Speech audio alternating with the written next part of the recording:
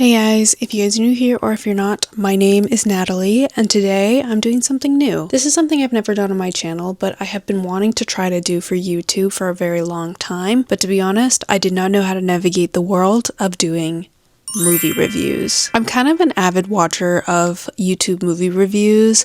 I love to watch them. I love to see the analysis of characters and the analysis of movies, and I often feel like it's a nice way for me to feel like I'm being seen in my own personal perspectives about movies or about shows or about characters, because oftentimes when I watch a movie, I really like to think about the psychology of each character. I really like to think about the plot points and how they're helping with the development of the story. And to be honest, now in the age of the way our movies are today, I feel like there's a lot of need for improvement, and there are a lot of movies that don't necessarily make my list of, oh, I have to review that, or like I feel this urge to speak on it. But today I'm finally going to be doing a movie review. Yay!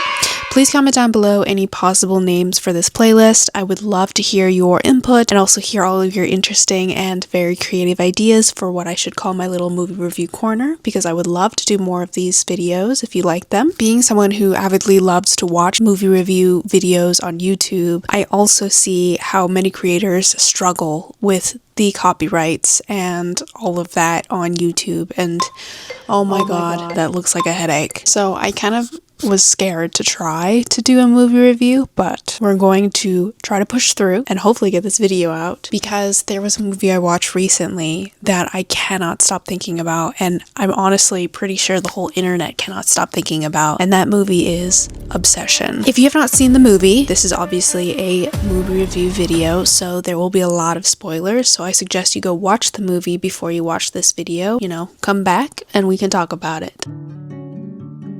So a little intro to the movie. At first glance, Obsession appears to be a relatively straightforward supernatural horror film, right? The premise sounds almost like the setup to a dark, romantic comedy. Based on the trailers and many of the marketing that they did for the movie, it's automatically very clear that this is a romantic film, right? Because there's a crazy girlfriend and a lonely young man. The lonely young man in question here is a man named Baron Bear Bailey, and he has been secretly in love with his coworker and childhood friend Nikki. After many devastating series of events, such as most romantic comedies, he is left emotionally vulnerable, and he discovers a supernatural object called a one-wish willow. Desperate and overwhelmed by his feelings, Bear makes a single wish: that Nikki would love him more than anyone else in the entire world. The wish comes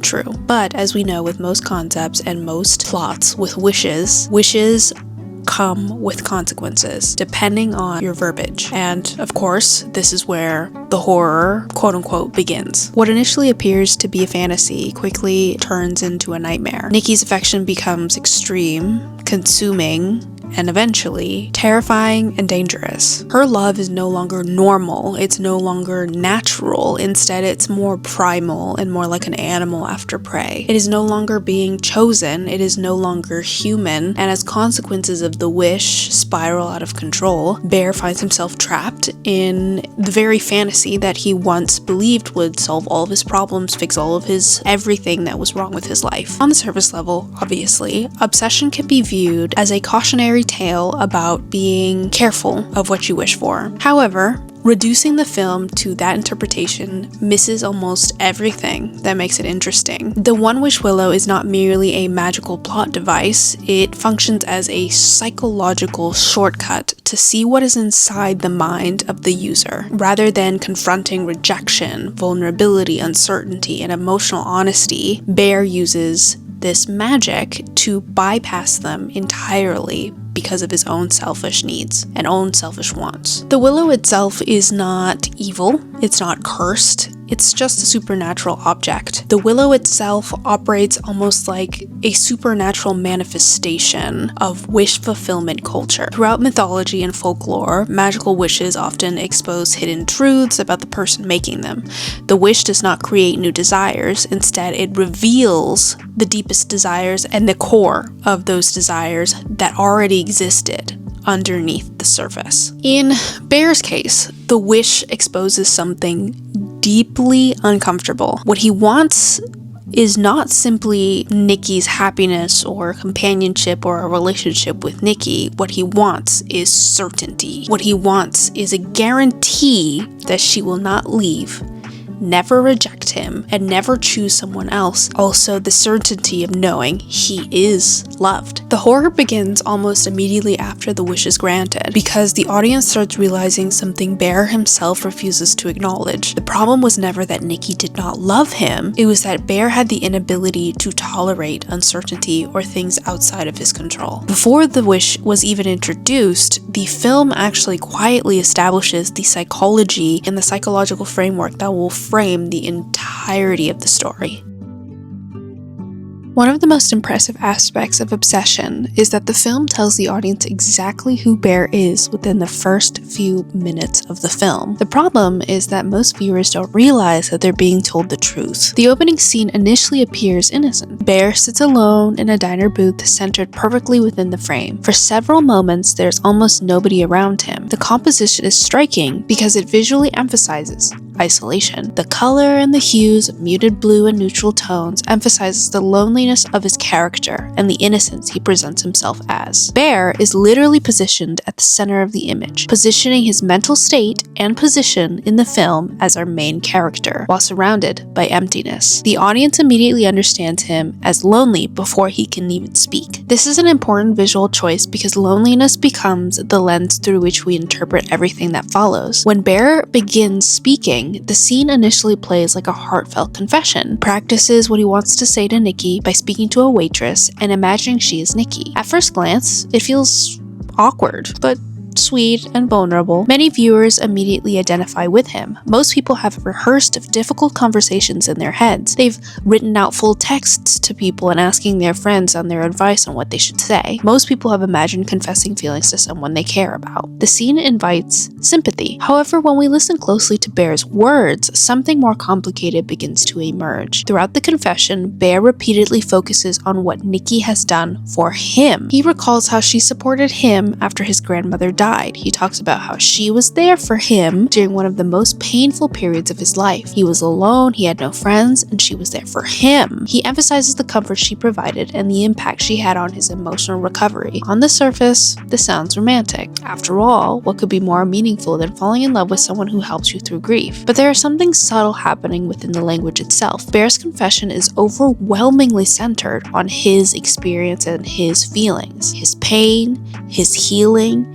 his loneliness, his needs. Even when discussing Nikki, he primarily discusses Nikki's relationship to him. What did Nikki do for Bear? How did Nikki make Bear feel? How did Nikki help Bear survive? Notice what is missing. Very little of the speech focuses on Nikki as an independent person. He doesn't spend much time talking about her dreams, her goals, her fears, her ambitions, what he loves about her, or her individuality. Instead, Nikki is framed primarily through the role she plays in Bear's emotional life. This distinction becomes incredibly important later in the film. At first, it sounds like love. By the ending, we realize it sounds much closer to dependency. The opening scene quietly introduces one of the film's central ideas. Bear does not simply want Nikki, he needs Nikki, and there's a significant psychological difference between those two things. Love begins with appreciation and seeing the person. Need begins with dependency. The audience initially interprets Bear's vulnerability as evidence of emotional maturity. As the story progresses, we begin to understand that vulnerability and self-awareness are not the same thing. Bear is willing to share his feelings, but he is remarkably unwilling to examine them or hear the feelings of other people. This is where Ian's role becomes fascinating. When Ian discourages Bear from using this speech, many viewers initially interpret him as a stereotypical antagonist or a boy's boy. He appears dismissive of vulnerability. He warns Bear that Nikki will not respond well to such an intense confession. It kind of sounds like he's standing up for him. Because the audience is aligned with Bear's perspective, Ian initially appears cynical and a little bit unsympathetic. However, Ian's motivations are far more complicated. Importantly, Ian never actually tells Bear not to confess. He does not tell him to move on. He does not tell him Nikki is uninterested. Instead, Ian's primary concern appears to be preserving the existing social dynamic of the group. This becomes much more revealing once the audience learns that Ian is secretly involved with Nikki. Suddenly, his advice takes on multiple meanings at once. On one level, Ian is protecting his own relationship. On another level, he may genuinely recognize that Bear's confession is unlikely to succeed. The brilliance of the scene is that both men are acting from self-interest, but in very, very different ways. Ian wants to maintain control of a situation that benefits him. Bear wants to transform Nikki into the solution to his emotional pain forever. Neither man is truly focused on Nikki herself, and that is a detail that becomes impossible to ignore once the film reaches its conclusion. The very first scene appears to be about a man confessing his love. In reality, it is about a man revealing the framework through which he understands love. Bear spends the entire opening monologue telling us exactly who he is. We just don't understand what he means until much later. One of the first major scenes centers around Bear's beloved cat, Sandy. To all the cat lovers out there, I am so sorry you had to see this. Bear does discover Sandy dead. Bear discovers that Sandy has accidentally died after ingesting prescription medication. Rather than confronting what happened, Bear hides it. Rather than taking responsibility, because how on earth did the cat open up the prescription bottle? Bear avoids it. Rather than processing his grief honestly, Bear attempts to throw it away in the garbage. So, Sandy has just died. Bear has just made a mistake. He has just experienced loss, guilt, grief, and responsibility all at the same time. What matters is not that these emotions exist. What matters is what Bear does with them. Rather than sitting with his grief, Bear immediately begins trying to erase it. He scrubs the apartment ferociously. He cleans every trace of Sandy from the environment, and he focuses entirely on the physical evidence of the mistake rather than the emotional reality of it. This becomes the first major clue about Bear's character. His instinct is not processing, he avoids. Bear consistently treats emotional pain as a problem to solve rather than an experience to move through. The cleaning sequence is not really about cleanliness, it's about control. If he can remove the evidence, perhaps he can avoid the feeling. If he can clean the apartment, perhaps he does not have to confront the guilt. He even strategically puts the pill bottle back behind the mirror where he cannot see it. Cleaning the apartment and removing the evidence does not remove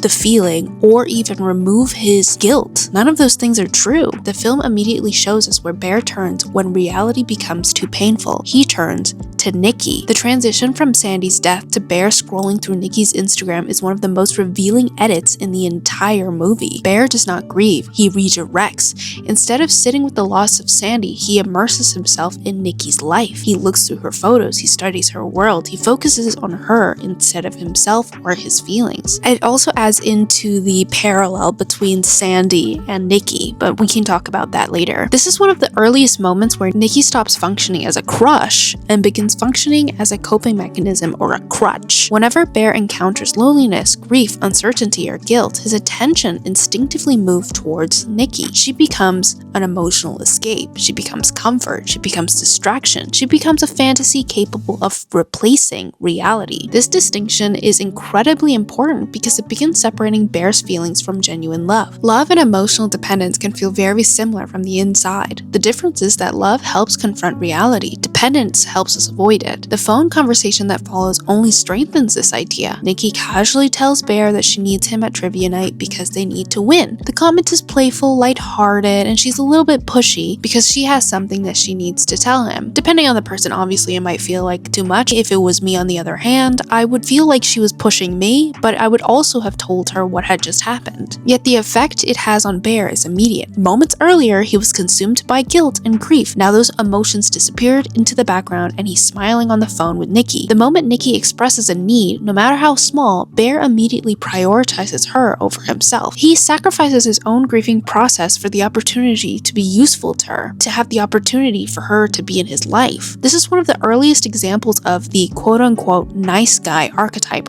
operating beneath the surface. Bear derives meaning from being needed, not wanted, needed. There's a subtle but important difference, but being wanted allows both people to remain independent. Being needed creates dependence. Bear repeatedly places himself into situations where he can become useful, helpful, supportive, or necessary. These actions appear selfless on the surface and self-sacrificing, but they also provide him with something emotionally valuable: proximity. The closer he becomes to Nikki's needs, the more important he feels to her. The conversation becomes even more revealing when Nikki accidentally loses her crystal down the drain. At first, Bear's reaction seems incredibly sweet. He decides to replace it. He wants to make her happy. He wants to help. He wants to fix the problem. And importantly, none of these motivations are technically fake. Bear genuinely, sort of cares. The problem is not that he cares. The problem is how he cares. Notice that Bear never asks Nikki what she wants. He never asks whether the crystal was special. He never asks whether she would want a replacement. He simply decides that replacing the crystal is the correct solution. This becomes a recurring pattern throughout the film. Bear often assumes he understands what people need before fully understanding who they are. He jumps from observation directly to intervention, from a problem directly to a solution, from caring directly to fixing. The crystal becomes a miniature version of the larger conflict that drives the entire story. Bear sees a loss. He decides what would repair it. He acts without asking. While beliefs vary, many people who work with crystals believe that certain stones choose their owner rather than the other way around. Others believe crystals absorb personal energy, experiences, and intentions over time. From this perspective, replacing a crystal is not necessarily replacing what was lost, because the meaning existed in the relationship between the person and the crystal, not merely the object itself. Whether one believes these spiritual ideas is almost beside the point. Symbolically, they reveal the same thing. Bear focuses on replacing the thing. Nikki may have been mourning the meaning, and this pattern repeats throughout the entire film. Bear sees loneliness and thinks relationship. Bear sees sadness and thinks solution. Bear sees Nikki and thinks mine. Yet the deeper emotional realities underneath those things are often far more complicated than he realizes. The next major sequence takes place at the trivia night, outside trivia night, because these are moments where we can really see who Nikki really is and when Nikki is most herself. Throughout these interactions, Bear appears more invested in his fantasy of Nikki than in Nikki herself. The audience is shown brief glimpses of her independence, her future plans, her personal desires, her creativity, her want to write a book, her want for this great love of her life, and all Bear is thinking about is, how do I ask her? How do I ask her if she likes me? Oh wait, that's a sign of interest, right? She likes me, right? She's looking at me. Oh, she noticed I was making funny faces to Ian. She likes me, right? Right?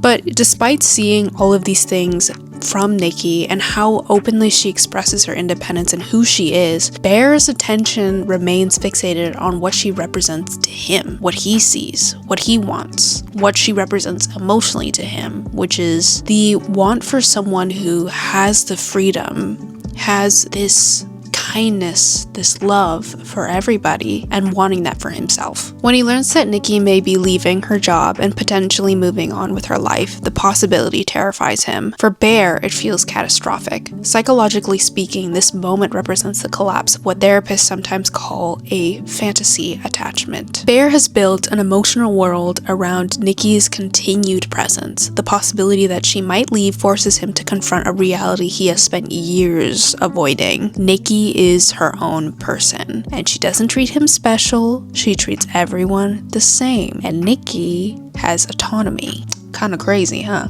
Who knew this woman had her own mind and could go walking places and leave? Wow. Oh my God! Wow! She has her own desires. She has her own future. Most importantly, she possesses the freedom to choose a life that does not include him. During the ride home after trivia night, it reveals how Nikki sees herself. In many ways, this conversation is one of the most important scenes in the entire film because it may be the closest the audience ever gets to see the real Nikki before the wish begins taking her away. Unlike many of their other interactions, Nikki is not performing for a group. She is not reading poetry to an audience. She's not navigating the social dynamics of the friend circle. She is simply talking. For perhaps the first time in the film, and maybe the only time in the film, Nikki allows herself to be vulnerable. She talks about how unhappy she has become working at the music store. She talks about feeling stuck. She talks about wanting more from life than what she currently has. There is a sense throughout the scene that Nikki feels trapped between the person she is and the person she hopes to become. She needs a big change to grow to become the person she wants to be. This is an important detail because it immediately distinguishes her from Bear. Bear's emotional world revolves around attachment. Nikki's emotional world revolves around growth. Throughout the film, Bear constantly looks backwards. He focuses on what he has lost, what he wants, and what he believes is missing from his life. Nikki, on the other hand, is constantly looking forward. She wants to create, she wants to experience, she wants to live. Love, for Nikki, is not a destination. It's part of a larger journey to understand herself and understand a partner. This becomes especially clear when she begins talking about the love story she is trying to write. Nikki explains that what she wants to write is a great love story, but she feels unable to do so because she has never experienced one herself. On the surface, it sounds like a writer discussing creative process, but beneath that conversation lies something much deeper. The audience has already heard Nikki referred to as quote-unquote freaky Nikki, which honestly is kind of rude. The friend group treats her as something confident, experienced, adventurous, and honestly sexually liberated. The nickname infers that Nikki was very sexual previously in her life. The nickname creates the impression that Nikki understands romance better than anyone else in the room. Yet this conversation quietly dismantles the assumption because Nikki admits that despite experiencing romance, attraction, passion, and relationships, she has never experienced what she considers a true love story. This distinction is incredibly important. For Nikki, romance and love are not the same thing. Romance can be exciting, romance can be passionate, romance can be dramatic, romance can be temporary. A love story is something else entirely different. A love story is transformative, it is meaningful, it is mutual, it changes the people involved so they can grow. It becomes a part of who they are. When Bear asks what the difference is between a romance and a love story, Nikki pauses. The pause itself is fascinating. She does not laugh, she does not become frustrated, she does not mock him, she does not even attempt to correct him. Instead, she simply smiles, thinks for a moment, and continues the conversation without ever directly answering the question. On viewing this, it kind of becomes heartbreaking to notice this moment because Nikki's silence says more than any explanation could. In that moment, Nikki realizes that Bear does not understand what she means, not because he is unintelligent, not because he is incapable of understanding, but because the framework throughout which he views love is fundamentally different from her own. Bear views love through the lens of need. Nikki views love through the lens of experience. Bear sees love as finding the person who fills the emptiness inside you, while Nikki sees love as two complete people choosing to share their lives together. For Bear, the distinction between romance and a love story does not exist. For Nikki, the distinction is everything. She seems to recognize immediately that no explanation would bridge that gap. What makes the moment so beautiful is that Nikki does not judge him for it. She does not become annoyed. She does not treat him as inferior. She does not hold his misunderstanding against him. Instead, she accepts it. There's a quiet kindness in her response, a recognition that not everyone understands love the same way she does, and perhaps an understanding that some things cannot be taught through explanation. They have to be lived. This moment also reveals something deeply vulnerable about Nikki herself. For all the confidence projected onto her by the people around her, and also what she does in social circles, Nikki is still searching. She's still hoping. She's still waiting for that something that she has not yet found. Despite the stories people tell about her, despite the nickname, despite the assumptions others make about her romantic experience, Nikki remains surprisingly idealistic. She still believes in the possibility of a great love story, a love that is mutual, a love that is genuine, a love that feels almost impossible. Some viewers might interpret this as childish, others might interpret it as unrealistic, but the film never mocks Nikki for wanting it. In fact, the film seems to treat that longing with remarkable tenderness, because Nikki's desire is fundamentally different from Bear's. Bear wants certainty. Nikki wants authenticity. Bear wants someone who will choose him.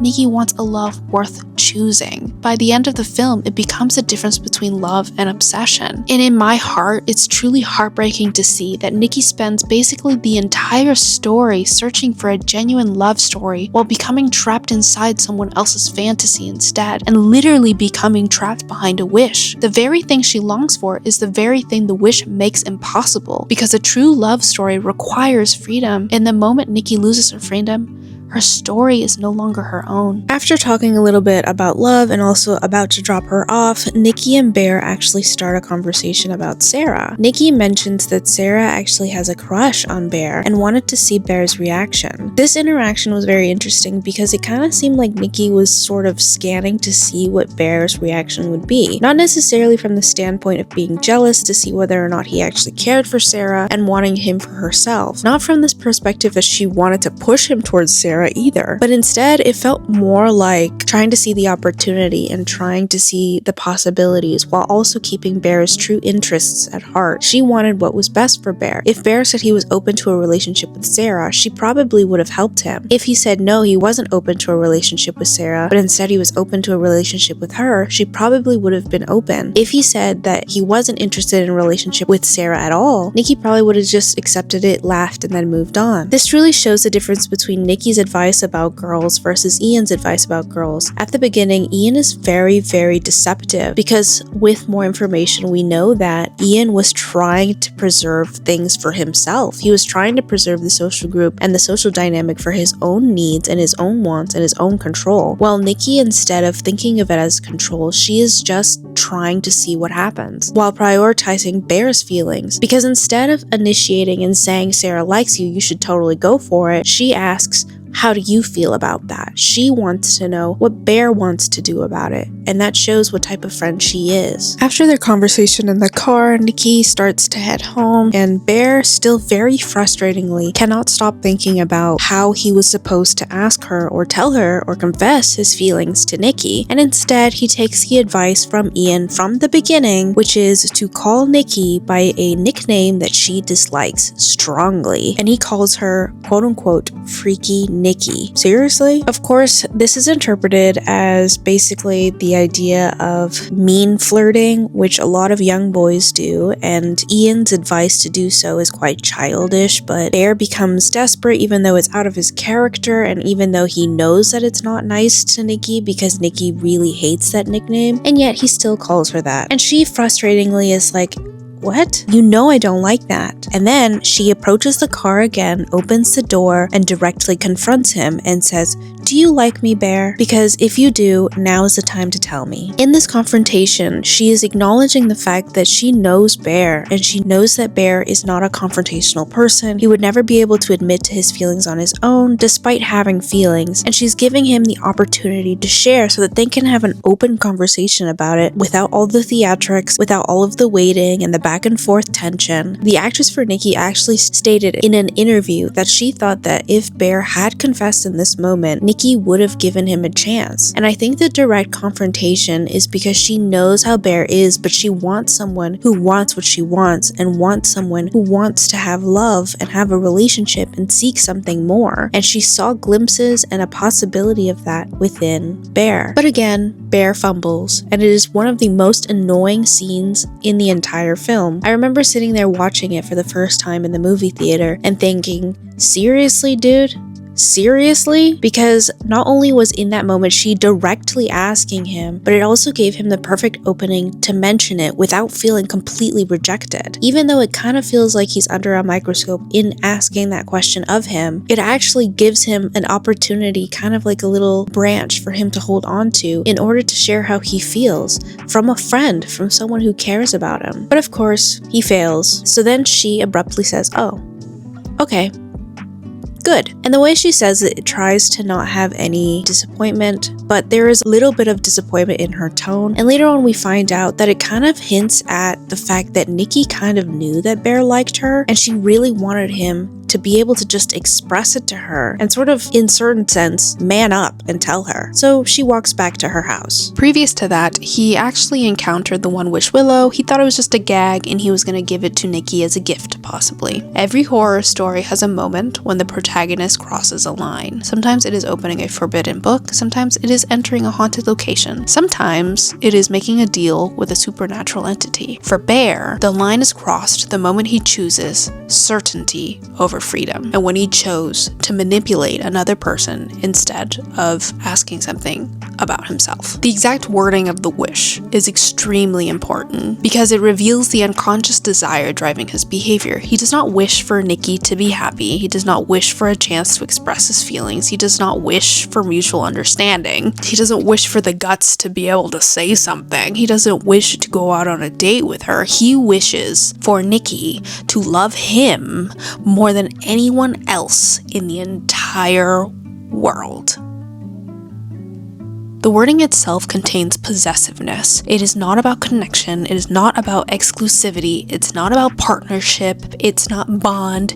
It's ownership. It's not mutual affection. It's priority. He wants to be the center of her love, her affection, and her world. And as we've seen in the clips of her prior, she has a lot of love to give to many people. And it's very clear that they're trying to show that she is a nice person, a kind human being who gives money to the homeless, who spends time with her friends and makes jokes with her friends and shows and shares her love and her opinion with her friends. She is a very lively, kind girl. And what he wanted was for all of that to be pointed at him. The scene outside Nikki's house after Bear drives her home is one of the most psychologically important moments in understanding really what the One Wish Willow did, because we can see the first major collision between real Nikki and Wish Nikki. For the first time, the audience watches Nikki actively switch between two competing versions of herself. Nikki comes up to the door and asks him what's wrong and asks him to come inside. She suddenly tells Bear that her cat just died. The line is strange because it appears out of nowhere. It has no connection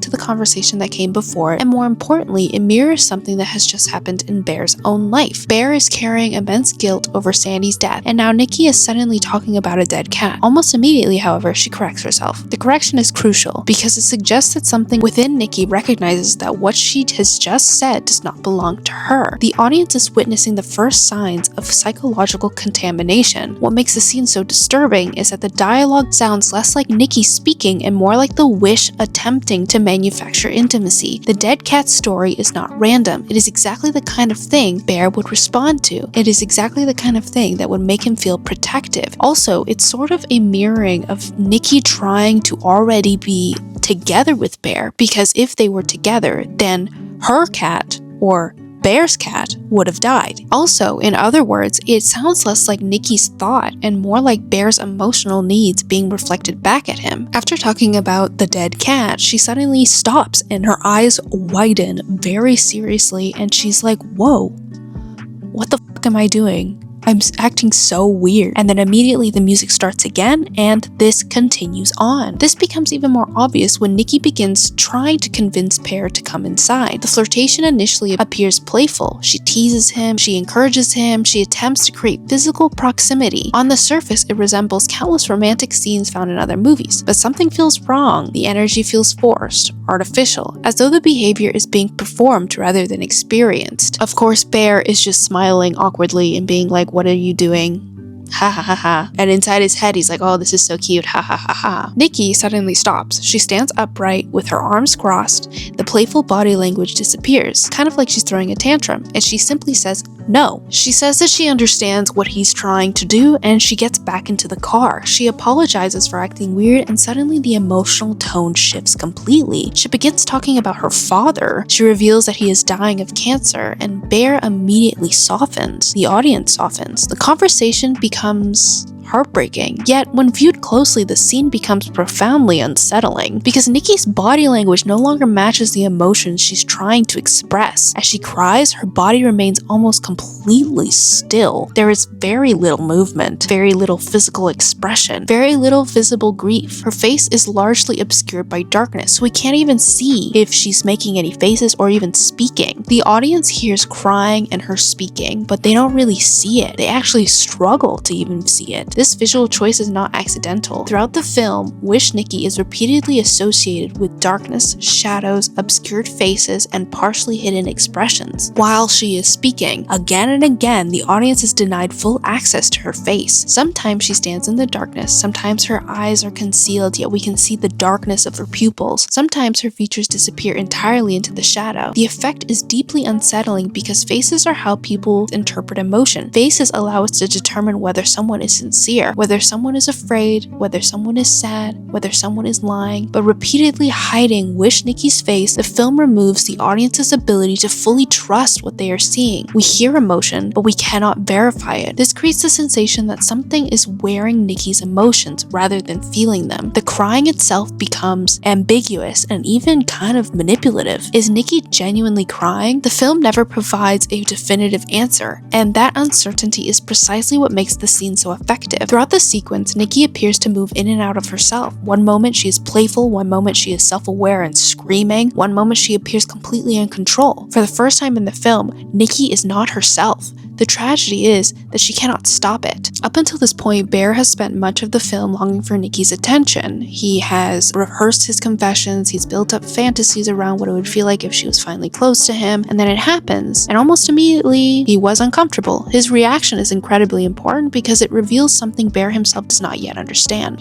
The fantasy only worked when it was a fantasy. The reality feels wrong, especially because it's not the way that she normally acts. After effectively making Bear feel bad and want to take care of her, Wish Nikki is able to convince Bear to allow her to come back to his place. And this is the first time she's actually been to Bear's place. And Bear's place isn't even his own, it's his grandma's old place before she died. And when she first comes in, she just takes in a big breath and lets out a big moan and then says, "It smells like you." And then he's like, "Does that mean that I smell bad?" And the truth is that's probably because he had just ferociously cleaned his apartment after a cat died in his house literally several hours ago, and he was probably self-conscious of the fact that she might be able to still smell it. And also, the dead cat's body is in just a random garbage bag. What if the random garbage bag is still there? Nobody came to take the garbage. But instead, she's like, no, it just smells like you. It's nice, which is a little creepy, but also I think that feels pretty common for a lot of women to like the smell of their person. And then he's like setting her up in his bed and telling her, hey, like, I'll be out there on the couch, like, you let me know if you need anything. And she wants him to stay with him. And she sort of like puts on a couple moves on him, and then they start to make out. And while she's kissing him, she suddenly opens her eyes wide, and again she starts freaking out and saying, "Whoa, what the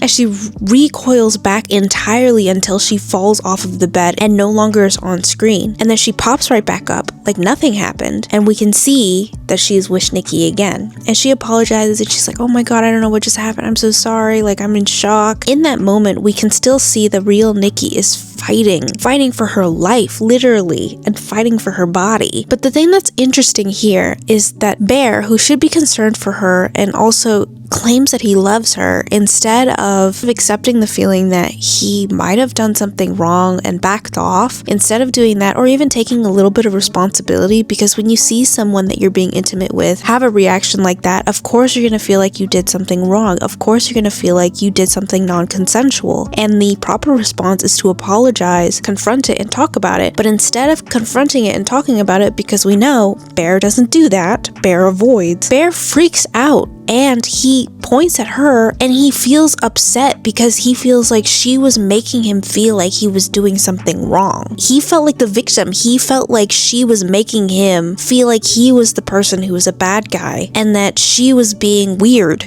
And she needed to stop that. And instead of actually doing anything sexual, they end up just cuddling and just laying next to each other. Which, first of all, is a little bit weird because after what had just happened, if it was me, I would have freaked out. I would have been like, "Excuse me, I'm going to excuse myself." Because in any situation where there's even a hint that you might be doing something non-consensual or you might be hurting another person, even if they insist that you're not, if they had even a second of, oh shit, I don't know what let's not do this. please don't, then you need to back off. I would have gone onto that couch like I said I would, but Bear could not help himself. Bear genuinely felt like Nikki was the one who was leading him on. Nikki was the one who was being weird. Nikki was the one being crazy. And when Nikki asked him, please just cuddle with me, he was like, of course.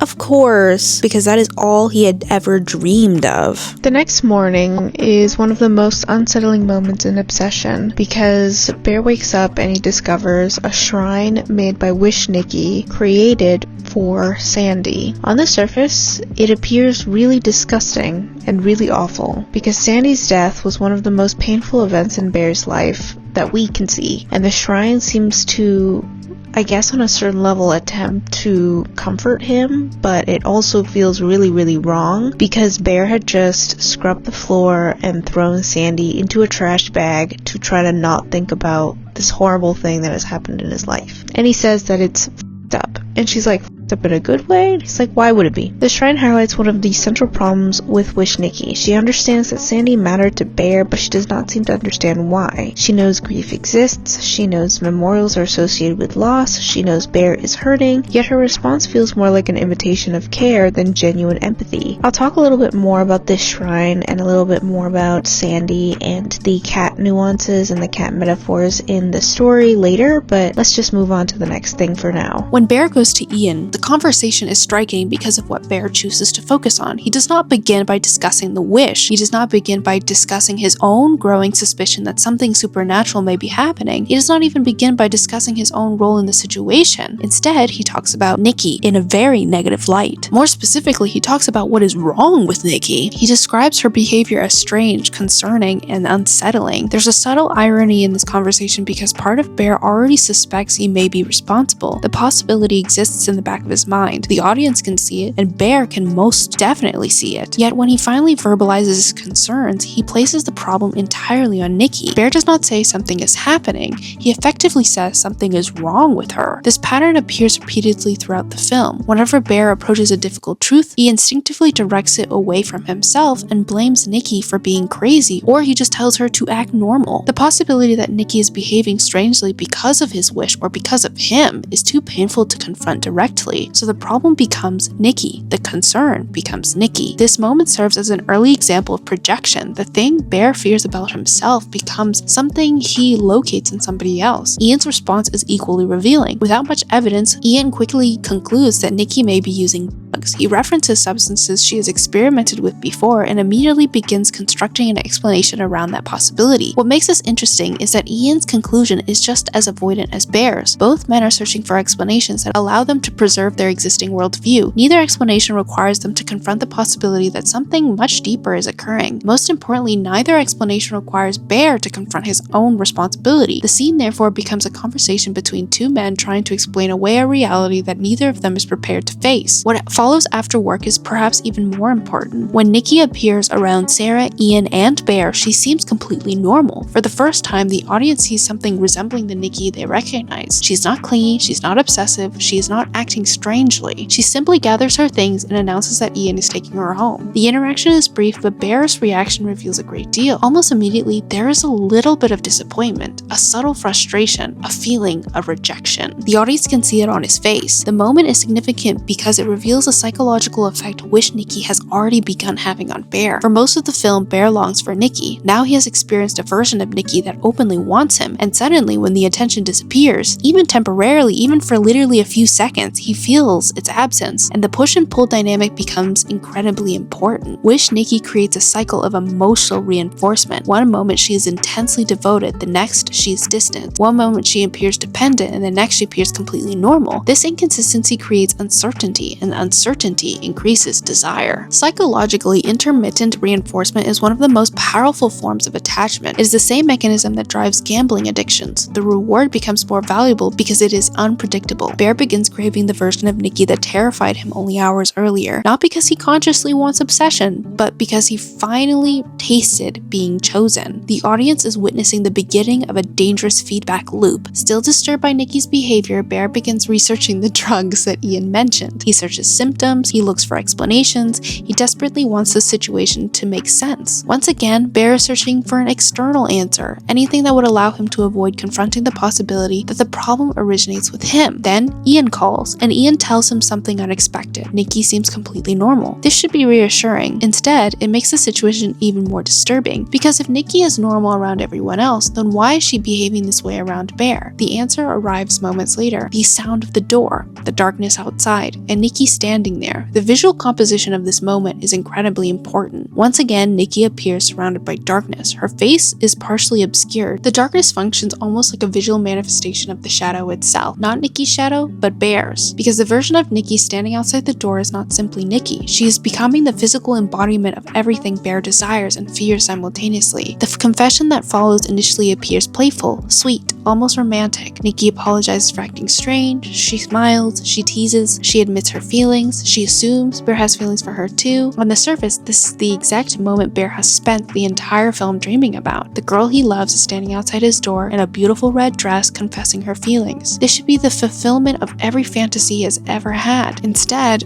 for the audience, the scene feels wrong. The audience is watching an imitation of intimacy, a performance of romance, a confession and twist of love that bypasses the very things that make love meaningful. This is precisely why it makes the audience feel so uncomfortable to see Bear finally happy more than uncomfortable with this change in Nikki. For the first time, he switched completely from feeling uncomfortable and feeling bad about the way Nikki changed to feeling happy because all he wanted was Nikki's love. And the thing standing at his door is offering that type of devotion that he wanted. Initially, the wish appears to work perfectly. She becomes the fantasy that he had hoped for. There's even a moment where it's supposed to trick the audience into believing that, this wish might work because they have this whole montage. But let's be real. Throughout this whole film, the perspective and POV of the camera is solely watching Bear's story. It's not from the POV of Bear, don't get me wrong, okay? I would not want to be in the POV of Bear, but it is focusing on his version of the story. And as a result, seeing the montage is not from Nikki's perspective. It is not for Nikki's sake. The brightness of the scenes, the sort of halo effect of a fantasy of this montage is supposed to show Bear's feeling of, oh, this is my perfect fantasy. Which, let's be real, a lot of people imagine that when they think of love or relationships or partnerships. They just believe that they want a relationship where they can have that. But in these fantasies, like when you imagine these ideals, oh, like if I were in love, I would want to wake up early in the morning to him making me breakfast, or like we could cook breakfast together. He'd get me gifts every anniversary. He'd take me out to dinner, we could watch movies together, we can do puzzles together, like our hands meet on the piano, like all of these things. You're not actually thinking about the person that you would be doing these things with. You are imagining the situation of what your fantasy is without considering the other person. And the point of this montage of their relationship is to show this exact phenomenon of how we oftentimes, when we're alone, imagine this concept of, if I were in a relationship, I wish this, and this would happen. And when it does happen, that would be the perfect fantasy. And that is exactly what is happening for Bear. Of course, though, the cracks begin to appear. This is not the fantasy he thought it was. After their beautiful montage, they are having a dinner date at a restaurant. It seems like they're having a really nice, sweet date where Nikki and Bear are having conversation, laughing, and enjoying their time together. And Nikki insists on wanting to know about Bear and his dreams, and if he could do anything in the world, what would he do? Bear reluctantly says that he kind of wanted to be a food critic, but he doesn't really seem to really want to be a food critic. It feels more like a joke or something that he could come up with that he could actually answer her. What it actually seems like is Bear has no real aspirations in life. He kind of just moves like a little slug throughout his days and does the same thing every day. I'm pretty sure if Bear had a choice, he would just stay working at the music store forever with no hesitation, because it's normal. It's the same every day. He sees the same people every day and nothing changes. But the way that Nikki is, she wants someone who has aspirations. So by asking him and persisting to know what Bear wanted wanted to do with his life, she's trying to show that she cares and that she's listening to him. And Bear just comes up with a random idea and comes up with a few jokes about, oh, this bread is not good, it's a little stale, blah blah blah blah, or whatever he says. After hearing the story, Nikki ends up giving him a gift, and he opens it and it's a tiger's eye. Nikki emphasizes how this tiger's eye was actually from her mother, given to her and now to him, which is very intimate. On no level does Bear feel like this is wrong, because if you really think about it, the span of their relationship has been about 2 weeks. Only 2 weeks. Because up until this point, Nikki is still working at the music store, and right at the beginning when she said she was leaving work, she said she put in her 2 weeks notice. So their relationship has only been going on for 2 weeks, and she's already giving him a gift that sort of feels like an heirloom, but also means something extremely meaningful to her spiritually because it's a crystal. And Bear just is like, oh, this is a sign of affection. Haha, love it. But then he receives a call from Ian. He tries to ignore it at first, but then Ian is quite persistent, so he calls again. And then he finally answers the phone call. On the call, Ian tells him, listen, I've been looking into this, and it turns out Nikki's father is healthy as ever. He called the hospital that Nikki said that her father was at, and they had never heard of her. Also, he had been talking to Sarah, and Sarah told him that one time when she was talking to Nikki, Nikki said to her that she saw Bear only like a little brother. The way that they filmed this is very interesting because there are so many moments where Bear is centralized in the center of the frame, while Nikki is lurking in the background watching him. And in this exact scene, the music, the darkness and dimness of the room, which is supposed to be romantic, but can also be interpreted as very dark and eerie, all work together to show his freak out because his eyes slowly widen and he starts to stress and worry because he is confronted once again with the fact that this relationship is not real. Nikki would do anything in order to make the relationship happen. You can actually see Nikki in the background get up and walk to the side to actually see a glimpse of Bear hiding behind a wall listening to Ian talk on the phone. And in this moment, you can sort of feel the tension that he is being stalked like prey. So after they get off the phone, Bear is devastated. He asks her, do you love me? She says, with a very cute little smile and little sweet tone, yes. And he said, do you like me more than anyone else in the entire world? She takes a pause, she smiles, and she said, yes. More than anyone. And this is significant because this also implies that the Wish Nikki, or the Wish version of Nikki, knows that Bear made a wish. And this is also apparent later during the party scene, but we'll get into that later. And then he goes, Nikki, is your father actually dying? And she gives us the most iconic, beautiful moment in the entire film. This is the moment that everybody knows and everybody has seen online, where she's sitting there in front of him, slowly turns her head, has a little smirk and a smile, with pain in her eyes, while saying, no.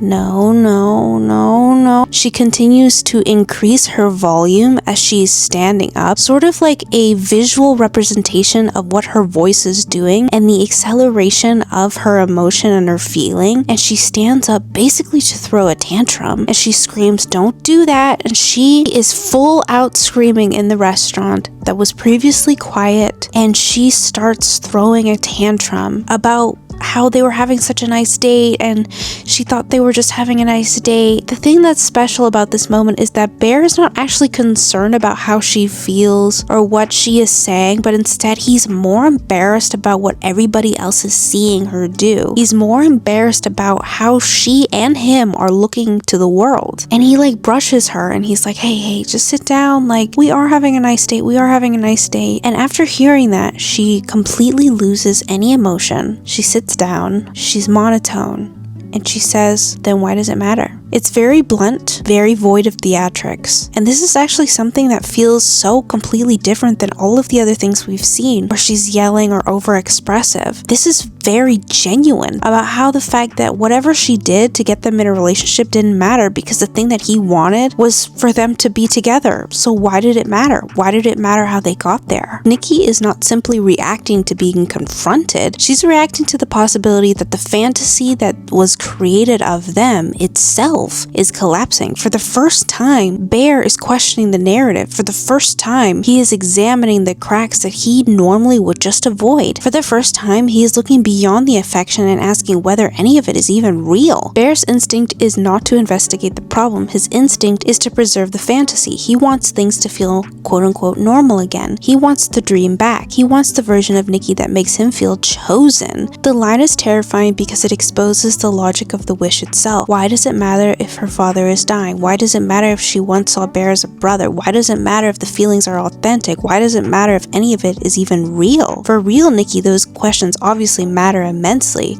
but for the wish, they do not. The wish does not care about authenticity. It does not care about autonomy. It does not care about the truth. It does not care about how it happened. It only cares about the attachment, that Nikki will love him more than anyone else in the entire world. As long as Bear has Nikki, the details become irrelevant. For the first time in the film, the audience sees that philosophy spoken out loud. The scene marks a turning point because it is the first time Bear begins confronting the possibility that the thing he wanted, or the thing that he thought he wanted and expressed, and the thing that he received are exactly the same, but he just didn't realize it, and he thinks that it was the wish that messed up his life. He wished for Nikki's love. What he received was something that only imitates love, because that is his own belief of love, his own representation of what he thinks love is. The next scene is extremely disturbing because it is a sex scene, but I'm not gonna dive into it because honestly there's no other way to interpret it other than the fact it was non-consensual R-word sex, and you can see the horror and the lack of self on Nikki's face while she's making really intimate noises with no actual movement to her face while it's happening, and it is extremely uncomfortable. There's absolutely no way where someone is laying on top of someone else performing intercourse and not seeing the fact that the partner that they are doing it with is clearly not there. It's just uncomfortable. Like, there's no other way to interpret it other than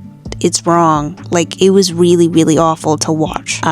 Later that night, like literally in the middle of the night, Bear wakes up and he notices that Nikki is gone. And he looks around the room because he's wondering where she went, and it kind of looks like there's nothing there. It kind of looks like it's just the items in his room in the darkness. And then he hears, "Go back to sleep," from a figure in the corner of the room, and it's Nikki. Nikki is literally standing there in the corner just watching him sleep. And when he very clearly, uncomfortably, and for good reason asks her, "What are you doing?" she says that she's watching him sleep because he's so cute when he sleeps. She also refuses to go to bed because she doesn't like her dreams. In her dream, she says that she feels like he doesn't love her as much as she loves him, like it's not mutual. And instead of actually like listening to her, he kind of dismisses her and passively says, "No, I love you. Now come back to bed now, please," because he's just uncomfortable. He's trying to do anything he can to get her to stop doing the thing that she's doing because he's so uncomfortable. She continues to adamantly say, like, "No, I'm not coming back to bed. You go to sleep." And her voice and her tone gets more eerie and more loud and more scream-like. What's crazy is that Bear listens to her, acts like nothing is wrong, is so avoidant that with something so clearly wrong and something that she clearly seems like, hey, like this is really concerning, like I had a bad dream, like no, a normal person would comfort her or walk over to her in the corner and be like, "Hey, like, are you okay?" But instead, no. He just lays down and genuinely tries to sleep while she's in the corner of the room, staring at him with an awful look on her face where she's freaked out and she's like so upset, and like she looks like Uncanny Valley because they did her makeup like that, but also she looks so crazy. Also, they zoomed in on her face and she's basically not moving her lips while she's speaking, and it kind of emphasizes this sort of idea of the darkness, like I had mentioned before, where you really cannot read what she is saying or what she is feeling, and it just feels like emotions on top of something that doesn't actually feel it, and it feels like a puppet. And then he hears her scream, like a horrifying horror scream, "Why don't you love me?" And he looks up and she's like sidestepping into the room with a vase and flowers in front of her face. And then she moves around the room in like little zigzags and sidesteps, and it's really fast and zoomed with little motion lines and everything. And it's really, really uncomfortable. Like, it's so uncomfortable it makes you kind of giggle while you're watching it, but also it makes you feel like things just got escalated to a whole new level. Because up until this point, the most we had seen was Nikki snapping in between real Nikki and Wish Nikki. But now we're actually seeing strange movement and non-human types of interactions that is extremely uncomfortable to watch. And of course, this being really creepy and really terrifying, it freaks Bear out. And the screen just sort of lingers, and Bear's asking her, like, what are you doing? What are you doing? And the camera is just focused on Nikki, and it doesn't move for like 20 seconds. And then she moves the vase and everything's normal. Her face is fine, nothing is crazy. Like, it kind of makes you expect something is wrong with her face, but there isn't. And she says, for Sandy. And then she gets back in bed with him. And of course, Bear is freaked out, and he kind of like tries to scooch away, and she screams at him to stay. Stay! And of course he stays because he's a wimp. And it was like really goofy, because I know like it's not supposed to be, or maybe it is, because like that's kind of the campiness of the film. It makes you kind of giggle at certain points because it's so uncomfortably twisted, but it did make me laugh to watch that scene. And then in the next day, he found out she cut his hair in his sleep, and he tells her like, please stop being weird, just be normal, please don't do anything like that ever again. And again, she apologizes like the many times before, and she smiles like this really creepy, huge, like cheek-to-cheek grin with her eyes squinted but also still open, and she says, how's this? Which,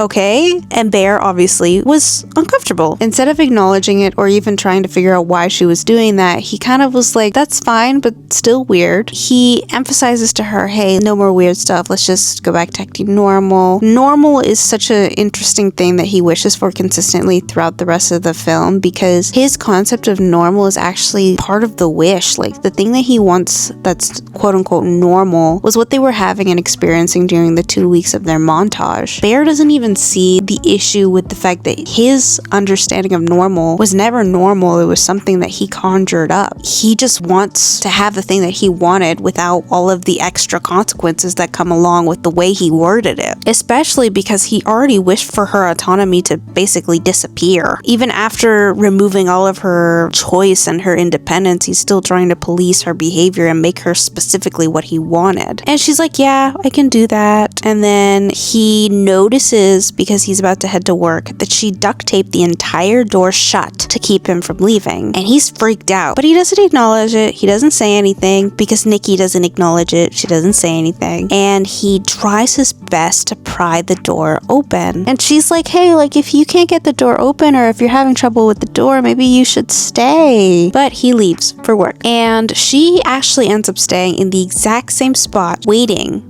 for him all day. As he leaves, she's just completely frozen, smiling the way that she was smiling before, and she starts to soil and waste onto herself because she literally cannot function without Bear around. And this emphasizes the workings of the wish, because she said that she cannot live without him. So without Bear to regulate her, she literally does nothing. She cannot function. She cannot do anything, and she cannot take care of herself. The minute Bear comes back, she's immediately like, oh, I can take care of it. I can take care of myself. I can take a shower. I can clean it up. She functions again. She like comes back to life, but without him there, she literally cannot take care of herself. Of course, this jumps to a scene that's actually quite important between Bear and Sarah. At work, Bear, he opens up his packed lunch that Nikki had packed for him, and he sees two pictures. One of the pictures has Bear in it, and it says, you. And then another picture is a selfie that Nikki took when Bear was sleeping of the two of them, and under the picture it says, not me. Almost like the real Nikki underneath the wish Nikki was trying to tell Bear that she was fully aware of the fact that she was not actually there. This also shows a little bit of evidence of a scene in the future where the real Nikki is actually aware while the wish Nikki is asleep. But while this is happening, Sarah is actually talking to Bear, and she's expressing to him how weird it is to see Nikki and Bear suddenly super dating, as she put it, because she doesn't want Nikki to take advantage of Bear. At the same time, Sarah is is also going through a little bit of something for herself, which is that she's getting rejected by a lot of colleges and she's waiting to hear from a college that's most important for her. Then she gets another rejection letter in the back of the clip, and Bear is listening in and realizes, oh, this is bad news, and he tries to comfort her. And then they're joking, ha ha ha, they're making fun, and Sarah grabs the note that Nikki left for Bear on his lunch. And on the note, one side says, "My little food critic," which is the side that Bear had already seen, and it made him think that the lunch was very sweet and very kind. And then on the other side of the note, it says,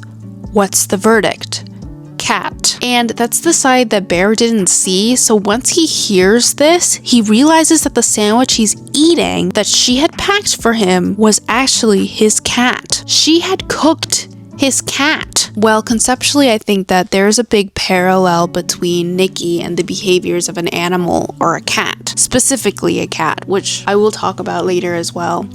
But cats tend to bring back dead animals or dead prey to the ones that they love or people that they love because they're trying to share food or they're trying to share their love. In this scene, similarly to the scene previously where she made a shrine of Bear's dead cat, she is trying to show Bear that she loves him in sort of a primal animal way, similarly to a cat bringing a mouse to its owner. She's trying to show him that she loves him and show him that she was listening to his wants, his needs, and the story he told her about wanting to become a food critic. Obviously, on the surface, and obviously what it actually is disgusting. It's awful, and it's not behaviors that a human being should be doing. But if you really look into it, the behaviors are supposed to represent love, at least for Wish Nikki, or at least for the version of love that Bear knows exists from his own cat, his own experiences with his cat. And he threw up.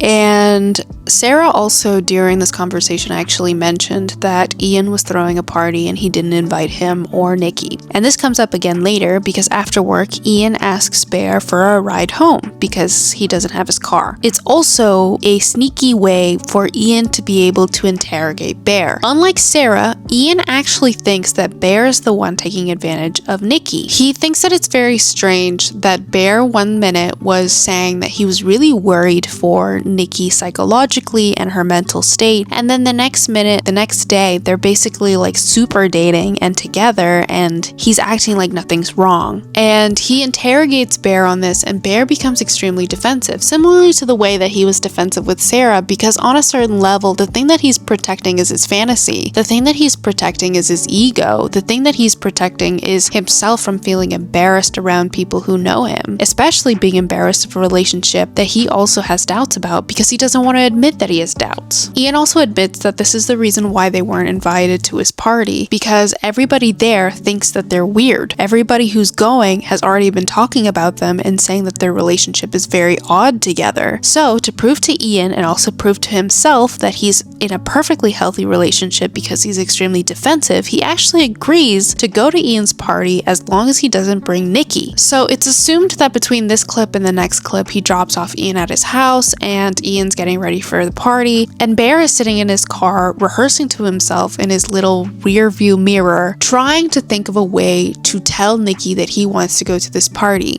And he sort of ties this in with his conversation about not wanting to eat his cat. He's confronting her in his imagination and rehearsing, "You can't do that, like you can't cook up my dead cat for me to eat, that's wrong, and that really made me feel upset, so I'm going to take time away and go to a boys' night at Ian's." Because he really wants to prove to Ian that their relationship is normal and healthy while also avoiding any confrontation with Nikki, because if he actually confronts Nikki full out and has a full conversation with her, then he's admitting to the fact that their relationship is not okay. Their relationship is toxic, their relationship is dangerous, their relationship has something wrong with it. So even though he does quote unquote sort of confront Nikki about the fact that he doesn't want to eat his cat, he kind of also is shifting it and using it in order to be able to go outside, in order to avoid the relationship altogether and avoid any confrontation altogether, together because confrontation is now slowly becoming tied to his relationship with Nikki, because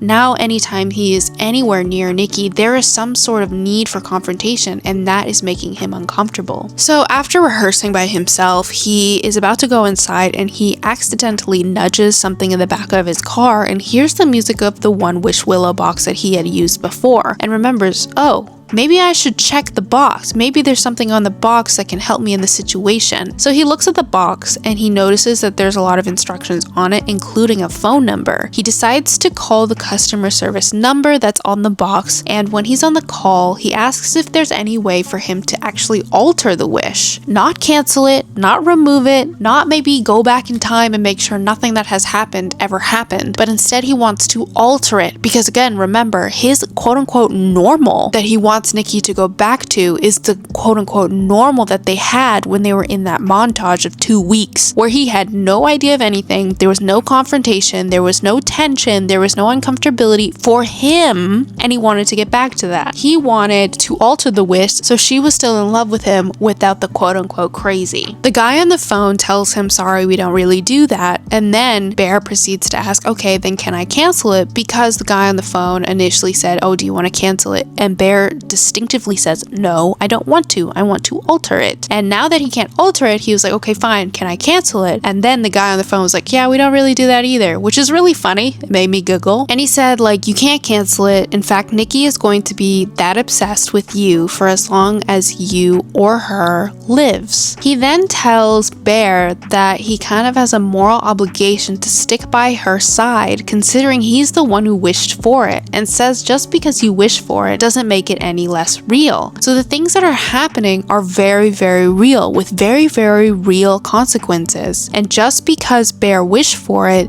doesn't mean that he can just wish it to disappear, because it simply cannot. It has already happened. It is actually happening. And by telling him he has a moral obligation to stick by her, considering he's the one who wished for it, trying to tell Bear, take some responsibility for the things that you're doing. Stop being avoidant and actually take responsibility for the thing that you're doing. Stop avoiding it. Stop running away. Stop trying to run to a party instead of talking to her. Stop trying to scooch out of bed instead of talking to her about her being creepy in the room. Like, don't just walk through the duct tape door without acknowledging the fact that the door is duct taped, without acknowledging the fact that maybe there's something seriously wrong with the relationship that you had asked for. He also offers to let Bear speak to the real Nikki, and Bear is confused because he doesn't actually quite understand what the willow or the wish actually did. And then, before he can answer yes or no, all we hear is Nikki screaming on the other end of the phone call. There are a lot of different interpretations of this scream and what this moment means, but I think that the director and also the actors sort of cleared it up a little bit, where it's not that her body is consumed or taken over by a demon while she is in another alternate place. Like, it's not that. It's that Nikki is actually trapped within her own body behind sort of like a glass screen where she can see everything, but she cannot control or move her body, where she is not in control, but she can see everything that is happening. And this is showing us that there is a distinction between Nikki, like the real Nikki, and the wish version of Nikki, which is what I've been referring to as quote unquote wish Nikki. And he hangs up the phone because he's freaked out and he doesn't fully understand what's going on, but he knows that this is definitely his fault. And he basically has acknowledged the fact that the wish was what created what happened. So he gets home and he finds Nikki exactly where she was when he left, and he sees her covered in her own waste. And the minute he sees her, she apologizes. She says she ate a bug or has a stomach bug, and she kind of like mumbles off. And then she says she'll clean it up, she'll take a shower, she'll fix everything, and she goes to the bathroom. So like I said before, she actually has the ability to take care of herself or take care of the things that are happening because Bear is uncomfortable, because Bear is telling her like she needs to take a shower, she looks gross, like something is bad about it, like she tries to fix it. But on her own, she didn't really see a problem with it until Bear came home and was like, oh my god. So she's now currently in the bathroom and the door is closed, locked, and on the other side of the door, Bear tries to confront her because obviously it's much easier to talk to her when he's not actually looking at her face. And he says, I am very upset about the cat. Please don't do it again. Please don't cook my cat. And then she's like, okay. And then he continues to bring up Ian's party, about how it's a boys' night and he's just gonna go by himself to take some space from her, and also because Ian insisted it was a boys' night. And then the water from the shower turns off. And and she starts screaming. Again, screaming and screaming and screaming and throwing a tantrum. And she somehow flips it on him and sort of gaslights him and manipulates him into sort of screaming back at her that he wants her to go because he's so freaked out about the confrontation that is happening that he gives in, and he ends up bringing Nikki. And then we're slingshotted to the actual party. At Ian's party, there's already sort of a uncomfortable feeling in the air around Nikki and Bear's relationship and how they're sitting together, but they try to ignore it and just continue to play games and have conversation. And they're playing this drinking game with big blocks of Jenga with dares. I'm not sure if every single block says that you have to drink or do the dare, or some of them are just do the dare, but they're playing Jenga with dares basically. And you're supposed to pull a block and it tells you to do something and you have to do it. On the surface, the scene functions as a way to introduce the friend group and establish the dynamic between Bear, Nikki, Ian, Sarah, and their other friends. However, when viewed through the lens of the film's larger themes, the party scene quietly begins dismantling one of Bear's most important beliefs about himself. The opening diner sequence at the beginning frames Bear as completely alone. The visual language of the scene encourages the audience to interpret him as isolated, disconnected, and overlooked. Before we know anything about Bear, the film wants us to understand how he sees himself. The key phrase there is how he sees himself, because the party scene immediately complicates this narrative. For perhaps the first time, the audience sees evidence that Bear is not nearly as isolated as he believes. He's not sitting alone in an empty apartment. He is not disconnected from society. He is surrounded by friends. He has a social circle. People know him. People talk about him. People talk about his relationship. People include him. This becomes particularly interesting because during Ian's conversation with Bear, Ian casually mentions that other people have been talking about Bear and Nikki. It is a small line, easy to miss during the first viewing, but it fundamentally changes how we understand Bear's self-image. If other people are discussing Bear and Nikki, then other people are paying attention to Bear. They notice him, they think about him, they include him in their conversations. And also the way that Bear was defensive on why Ian would not invite them to a party also infers that Bear has been to these parties before. In other words, Bear is not invisible. The audience has spent the opening of the film viewing Bear through the lens of his loneliness, but the party scene suggests that loneliness may not be the same thing as isolation. Psychologists often distinguish between being alone and feeling alone. One is a physical condition, the other is an emotional experience. Bear repeatedly frames his life as though he exists on the outskirts of everyone else's world, and Nikki is the only person who's ever made him feel included. Yet the evidence presented by the film suggests something more complicated. Bear has friends, Bear has community, Bear has people who cares about him. Even in the scene at trivia night where he actually only tells Sarah that his cat died, Sarah shows him a lot of support, a lot of affection, something like she's done before. What he lacks is not human connection. What he lacks is the specific connection he wants. This distinction becomes incredibly important because it shifts Bear's problem from abandonment to fixation. The issue is not that nobody chooses Bear, the issue is that the person he wants has not chosen him. That is a very different psychological problem. The party scene also provides one of our earliest glimpses into how Nikki and Wish Nikki actually feel about Bear. During Nikki's turn, she pulls a block and she doesn't actually read it out loud. She doesn't tell anybody what it says, but instead she just stands up and reads a poem. It is essentially a awful incest-driven sexual story of Hansel and Gretel, which is a story of the two children who are brother and sister in a gingerbread house trapped by a witch who wants to eat them. But instead of it being about Hansel and Gretel in that gingerbread house's story, it's about Hansel and Gretel laying together and doing the thing that the old woman, in this case I'm assuming that's the witch, taught them to do. And she ends the story with, "I knew he would not leave this place. He would relent and choose to be inside me like he had many nights before.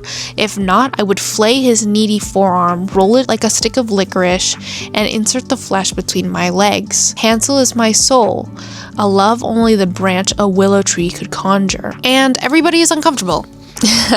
Everybody is upset. But during this, all we see is Bear looking really upset because he is embarrassed. But this actually gives the perfect insight into Nikki's mind and her relationship with Bear. She's trying to express that the real Nikki viewed Bear as a brother. Similar to Hansel and Gretel, they felt more like family, someone she felt she could trust. But instead, a witchy, supernatural outer force taught them to sleep together, taught them to be romantic together, taught them to have a physical relationship with each other, and now the version of her that she has become has learned to want that more than anything, has learned to crave that, and if Bear ever took that away from her, she would force him to give it to her. And on a certain level, it's like a mix between two completely separate identities speaking at the same time in an art form of expression. The Wish Nikki is portraying obsessive sexual urges and needs towards her partner or towards her quote-unquote brother, have a physical relationship and quote-unquote love Bear, but not necessarily like him like that. Instead, it kind of seems like the Wish Nikki and real Nikki still view Bear as a brother, but the love is twisted to become something romantic despite simultaneously seeing him as a brother. It also implies that Nikki knows about the wish and knows that he wished for Nikki to love him more than anyone else in the world, because near the ending of her poem, she says that it is only a love that a branch of a willow tree could even possibly conjure. But during all of this, instead of actually listening to what she was saying, Bear hears something completely different. He interprets the poem through the same framework he uses to interpret nearly everything Nikki does, through himself. Whenever Nikki expresses herself, Bear unconsciously translates her words into evidence of what she means to him, or how she's seen around him, or what she makes other people see of him, rather than what she means for herself, or what she's trying to explain to him. The poem therefore functions as a fascinating microcosm of the entire film. Nikki is attempting to communicate her own identity and what is going on in her mind and her feelings, while Bear is attempting to find confirmation in his fantasy and failing. Both characters are listening to the same words, but they're hearing entirely different things, while the rest of the audience and also the rest of the people at the party are extremely uncomfortable. Another thing that I thought was interesting about the party scene was it also made me think about Nikki's nickname. Nikki is referred to as quote-unquote Freaky Nikki in the past, and it's a nickname that she hates and despises. Nicknames are rarely random. They often reveal how a group collectively understands a person. In this case, the nickname suggests that Nikki has developed a reputation in her social circle that revolves around her sexuality or her unconventional personality. It's not completely written out whether or not it's about her weird, strange personality or it's about her sexuality, but the scene in the party sort of implies that it was about her sexuality. The group does not simply know Nikki, they have categorized her and they have simplified her. They have reduced Nikki to a recognizable role within the social ecosystem. This becomes even more apparent during the moment when one of the guys at the gathering pull out a Jenga brick that says to switch seats with one person at the party, and he wants to switch with Bear so he can sit next to Nikki. The interaction is brief, but it reveals a great deal about how Nikki is perceived by the people around her. The request is framed as a joke, yet there's an unmistakable undercurrent of objectification beneath it. Nikki becomes less of a participant in the conversation and more of a desirable position within the room. The attention is not focused on who Nikki is as a person, it is instead focused on access to Nikki. This distinction becomes crucial because it establishes a pattern that repeats throughout the entire film. Bear is not the only person projecting onto Nikki. He is simply the most extreme example. The men around her already viewed her through their own desires without her wanting them to. She actually rebelled against this nickname and didn't want it. Ian views her through the lens of his relationship and social status, and also views her through this nickname as well because he thought it would be funny and also a good way to mean flirt with her to call her that. The guy wanting to switch seats views her as another attraction as well, and Bear views her through the lens of emotional salvation too. Everyone sees something different. Very few people actually see Nikki. This is what makes Nikki's eventual loss of autonomy so tragic. Long before the wish stripped away her agency, people around her had already begun stripping away her complexity and who she was. They replaced the real Nikki with versions that are easier to understand, easier to categorize, and easier to use for their own emotional purposes. This also shows a little bit more about Nikki's scene where she tells Bear that he is the only person she feels like she can talk to about certain things, the place where she feels most vulnerable. But then he himself also takes advantage of this similarly to the way that everybody else has. The audience spends much of the film focusing on Bear's obsession, but the party scene quietly suggests that Bear exists on a spectrum rather than in isolation. While Bear's fixation ultimately becomes supernatural and destructive,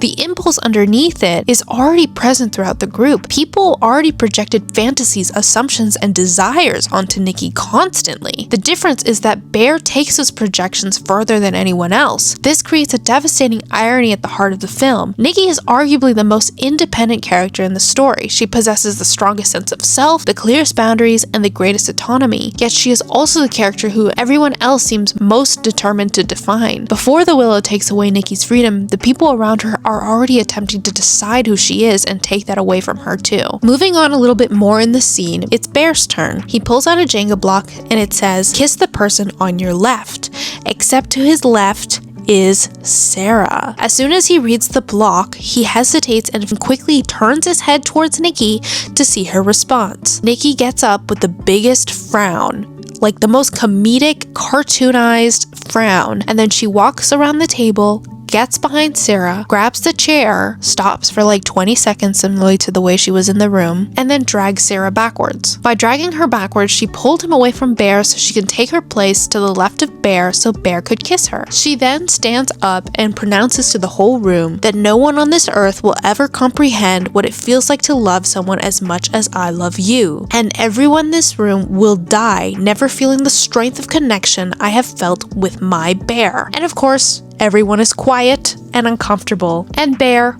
is very clearly upset. She laughs and she's like, "Oh, it's a joke, guys, it's a joke." And since no one laughed, she's like, "Okay, fine.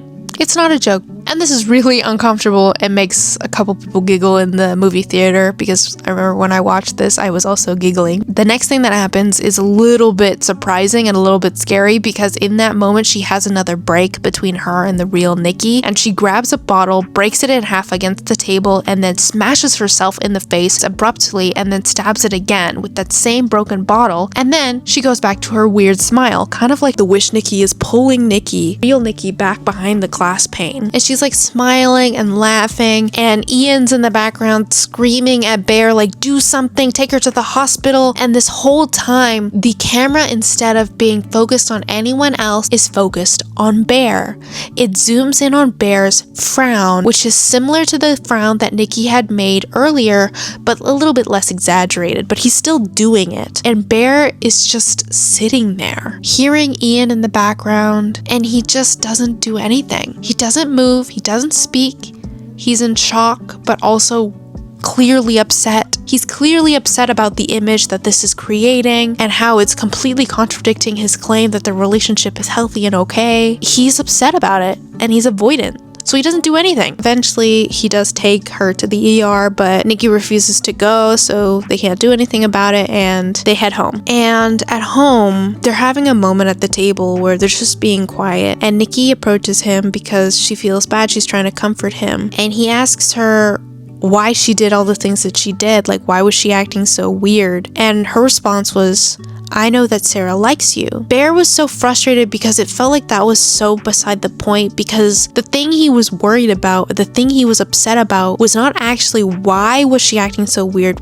It was, why are you making me look bad? Why are you making our relationship look bad? Why are you embarrassing me? And he gets frustrated because she's ruining everything. Like, he felt like they had it all and everything was normal within that 2 weeks of their relationship. And now she's acting weird. And he just wants her to act normal, or quote unquote normal. And he wants her to act like they were when they were in that relationship. And he screams at her like, "Why can't you act like Nikki? Why can't you just be normal?" And he even asks her like, "Do you like me?" And of course, like, her immediate response was, "Bear, I love you more than," and then he interrupts her and he says, no. "Do you like me? Does Nikki like me?" And this is a moment where Bear is actually finally confronting the crack that he was trying to avoid the whole time. Like, he's finally accepting the fact that he can see the fact that there is a difference between Nikki and Wish Nikki. And he confronts Wish Nikki about real Nikki, asking if she ever even liked him. Also, it sort of mixes in the poem that Nikki was saying about how even for Wish Nikki, they still view him as a brother. But even in the wording that he uses, it's still about him. It's still about whether or not she likes him. Even at this point, it's not about whether Nikki is happy or not. It's about whether or not she can validate him. She can make him feel better because he wants to be loved. He continues to urge, like, he wants to make this work. He wants everything to work out. And that sort of shows like the same idea that he had when he wanted to just alter the wish. He still wants to work on the wish. He still wants wants to work on their quote-unquote relationship. She screams at him like, I'll do anything, I can be anything you want, I can be Nikki, I can be Nikki. And he tells her like, I just need some space, like I'm gonna go sleep at Ian's, we're gonna take some space and everything will be okay, like we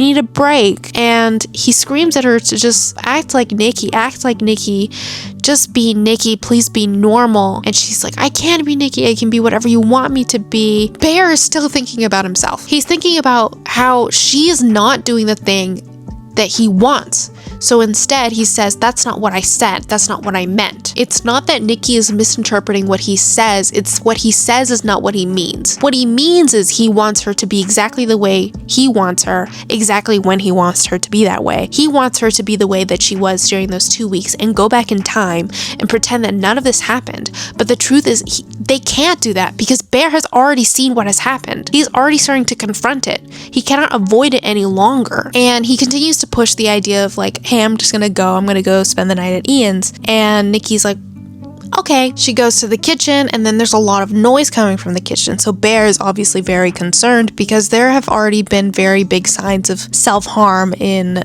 the scenes previous at the party. He's like, what are you doing? Because he's very concerned that she's gonna do something awful to him or even to herself. But then she comes back very calmly with a knife in her hand and she says, well, if I have the bed all to myself tonight, I'll lay there warm until slowly I feel cold, like I walked into a freezer. My hands will feel like they're full of sand, like when you lay on them wrong. That feeling will slowly spread across my entire body. You're still in my heart, but you're slipping. Any thought of pain or regret will slip away like a chemical switch. Even though it's quiet in the room, somehow it gets even quieter. It's not painful. You just let go. Everything you once were, and then there's nothing. It's not darkness. No. It's not darkness. No, sweetie. Darkness is a color. There's just nothing.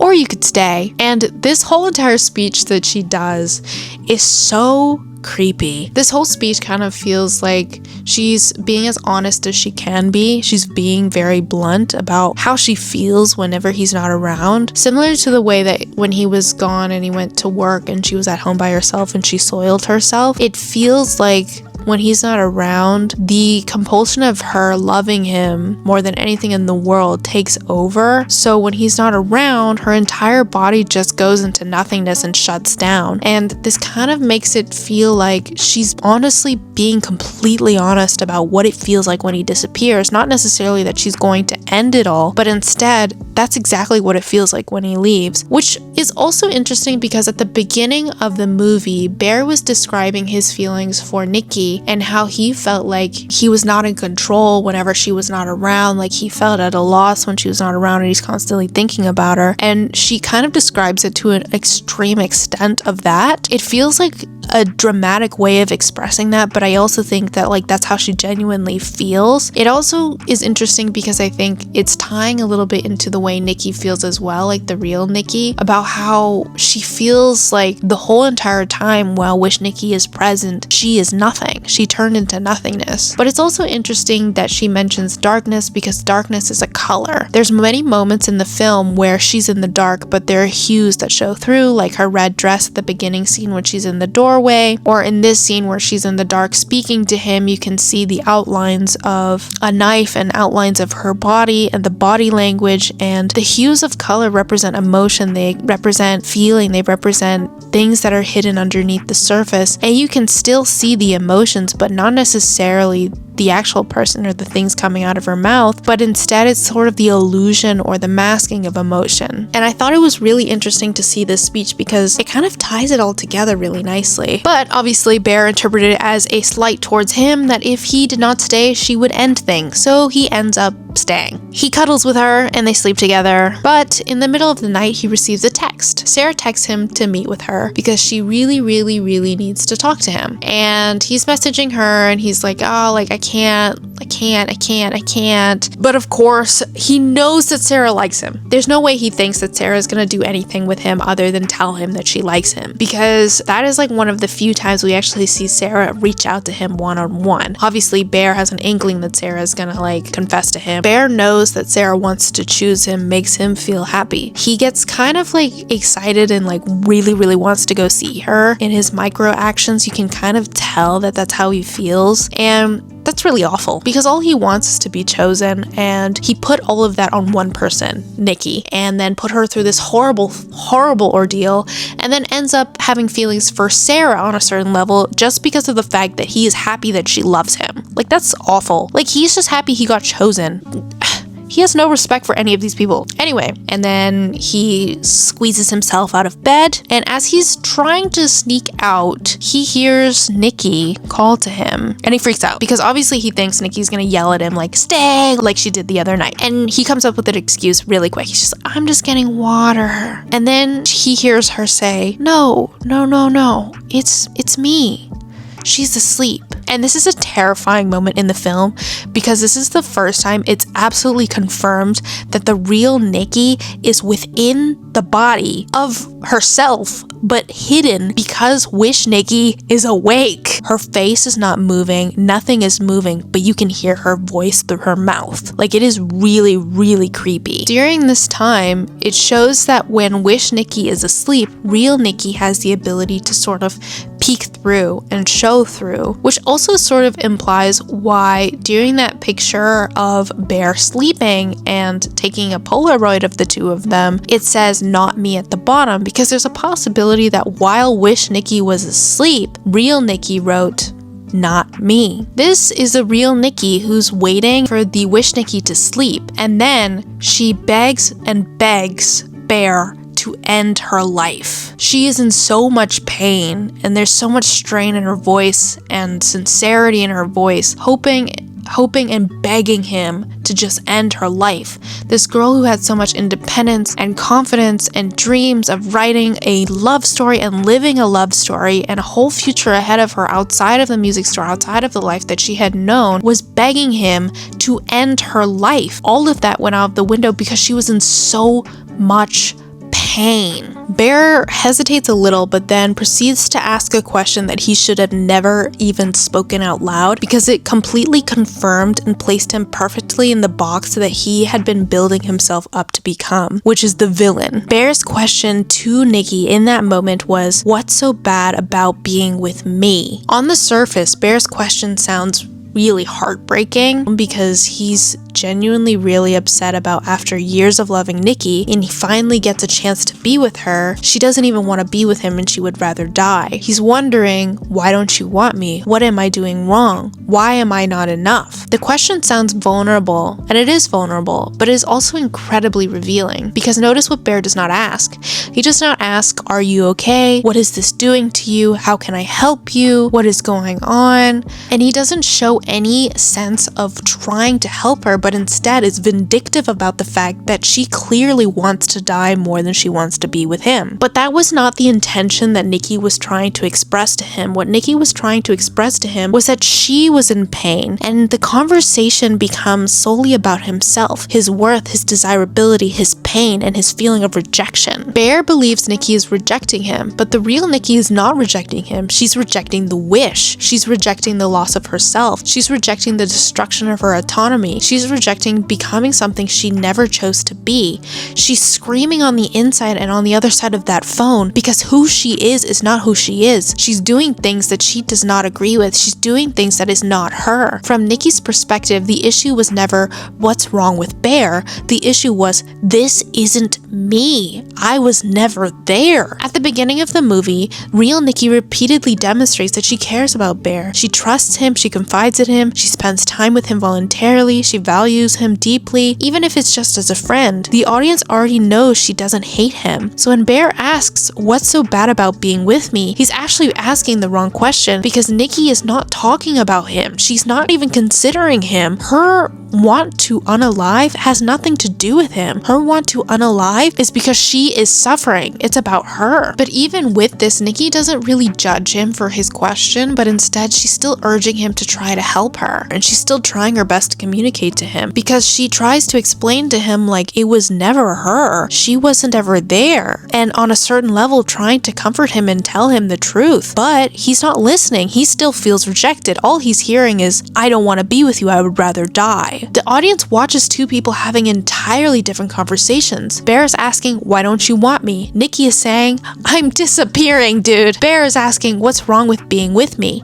Nikki is saying, "This isn't me anymore. I was never with you." Bear is asking, "Why am I not enough?" And Nikki is saying, "I want to be myself." And that disconnect is exactly why the scene hurts so much, because Bear truly paints himself as a villain, because in that moment, he solidifies his position in his choices, which is to stand by his choice of wanting Nikki to love him more than anyone else in the entire world, even if that meant getting rid of the real Nikki. He only interpreted everything that she did through his own lens and his own feeling of rejection and his own feeling of self-worth being little to none. She starts to scream for him as he leaves the room, screaming and crying and begging quietly to kill her. And yet he still continues to choose the person who chooses him. So instead of going to Nikki, because obviously Nikki right now is pleading to him to kill her, he goes to Sarah. He meets Sarah because Sarah is a person who clearly showed that she would choose him. She had trust in him. She felt that he was the one who was being manipulated. And when he meets her, she insists Nikki is taking advantage of him and she doesn't want to see Bear get hurt. And she tells him she's gonna be honest with him because she cares about him. She tells him that Nikki and Ian had been in a sexual relationship on and off for years, and Ian at first felt like Nikki was taking advantage of Bear in order to make him jealous, but based on seeing their relationship flourish within literally a span of 2 weeks, he felt like Bear was taking advantage of her. And a part of it was because he was jealous and he was trying to break them up, and he was looking into all of these things about her father and really digging into it for his own self-interests. And in that moment, Sarah sort of backstabs Ian at the same time, because Sarah is also revealing something that Ian would never tell Bear. And on a certain level, she kind of felt like it would allow her to get a little bit closer to Bear, and that's exactly what it does. And she also tells Bear that she finally got her last letter for her last college that she really, really wanted to get into, and she applied to, and she wanted to open it up with him. And Sarah starts to hint about how like she likes him, and they start to flirt a little bit, and Bear shows signs of like being all smitten, and she was like, "Well,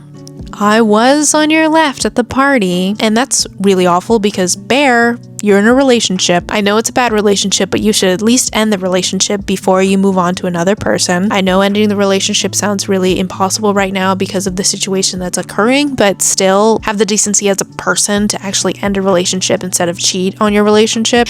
Anyway, out of nowhere, Nikki crashes the window, smashes Sarah's head against a brick over and over and over and over and over again. And Bear is sitting there in shock in the corner, covered in Sarah's blood. Sarah is basically not Sarah anymore. Her face is basically completely smashed, and you can basically see her skull. In this moment, you can see on Bear's face, he is actively trying to avoid what just happened, even though he just saw it. He's trying to actively push it down like it didn't happen and ignore it. And he's just sitting there like freaked out. Nikki sees this, and after she finishes bashing Sarah's face, she looks at Bear and she's like, "Oh my god, I'm so sorry you had to see that." And then she walks over to the other side and opens the door and hugs Bear and comforts him a little bit. And then she says, "I'm so sorry you had to see that, baby, but it is kind of your fault. Just remember, you wanted this.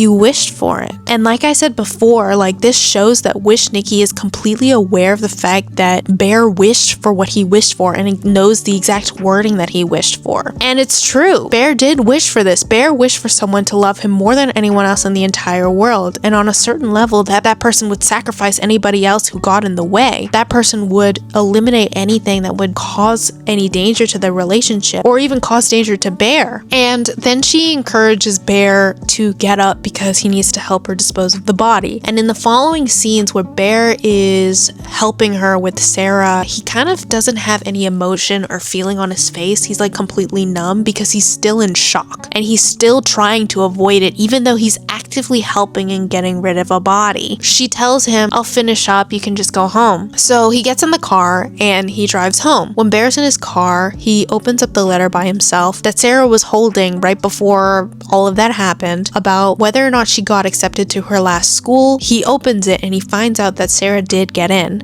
and he crashes out because Sarah was going to live her dream. She got in, but she won't get to go because Bear could not help himself but make that wish. If Bear had just accepted the invitation to be in a relationship with Sarah at the beginning, because Sarah was willing to do anything for him, Sarah was choosing him at the beginning, then this wouldn't have happened. Instead of being upset about Sarah, he's upset about himself. He's upset that this happened to him. Why is this happening to him? Why is it that because of him, the person who was going to choose him, his chance of escape from Nikki, his chance to escape from this horrible, ugly wish, died, and she won't even get to live her life? And it's also ironic because the thing that he wanted for Sarah is for her to go live her dream, while the thing he wanted for Nikki was to strip it away from her. So he's covered in blood at this point. He makes a decision. Instead of going home, he goes back to that crystal shop and he's looking for another One Wish Willow because he's hoping that if he buys another One Wish Willow, he can make a wish and then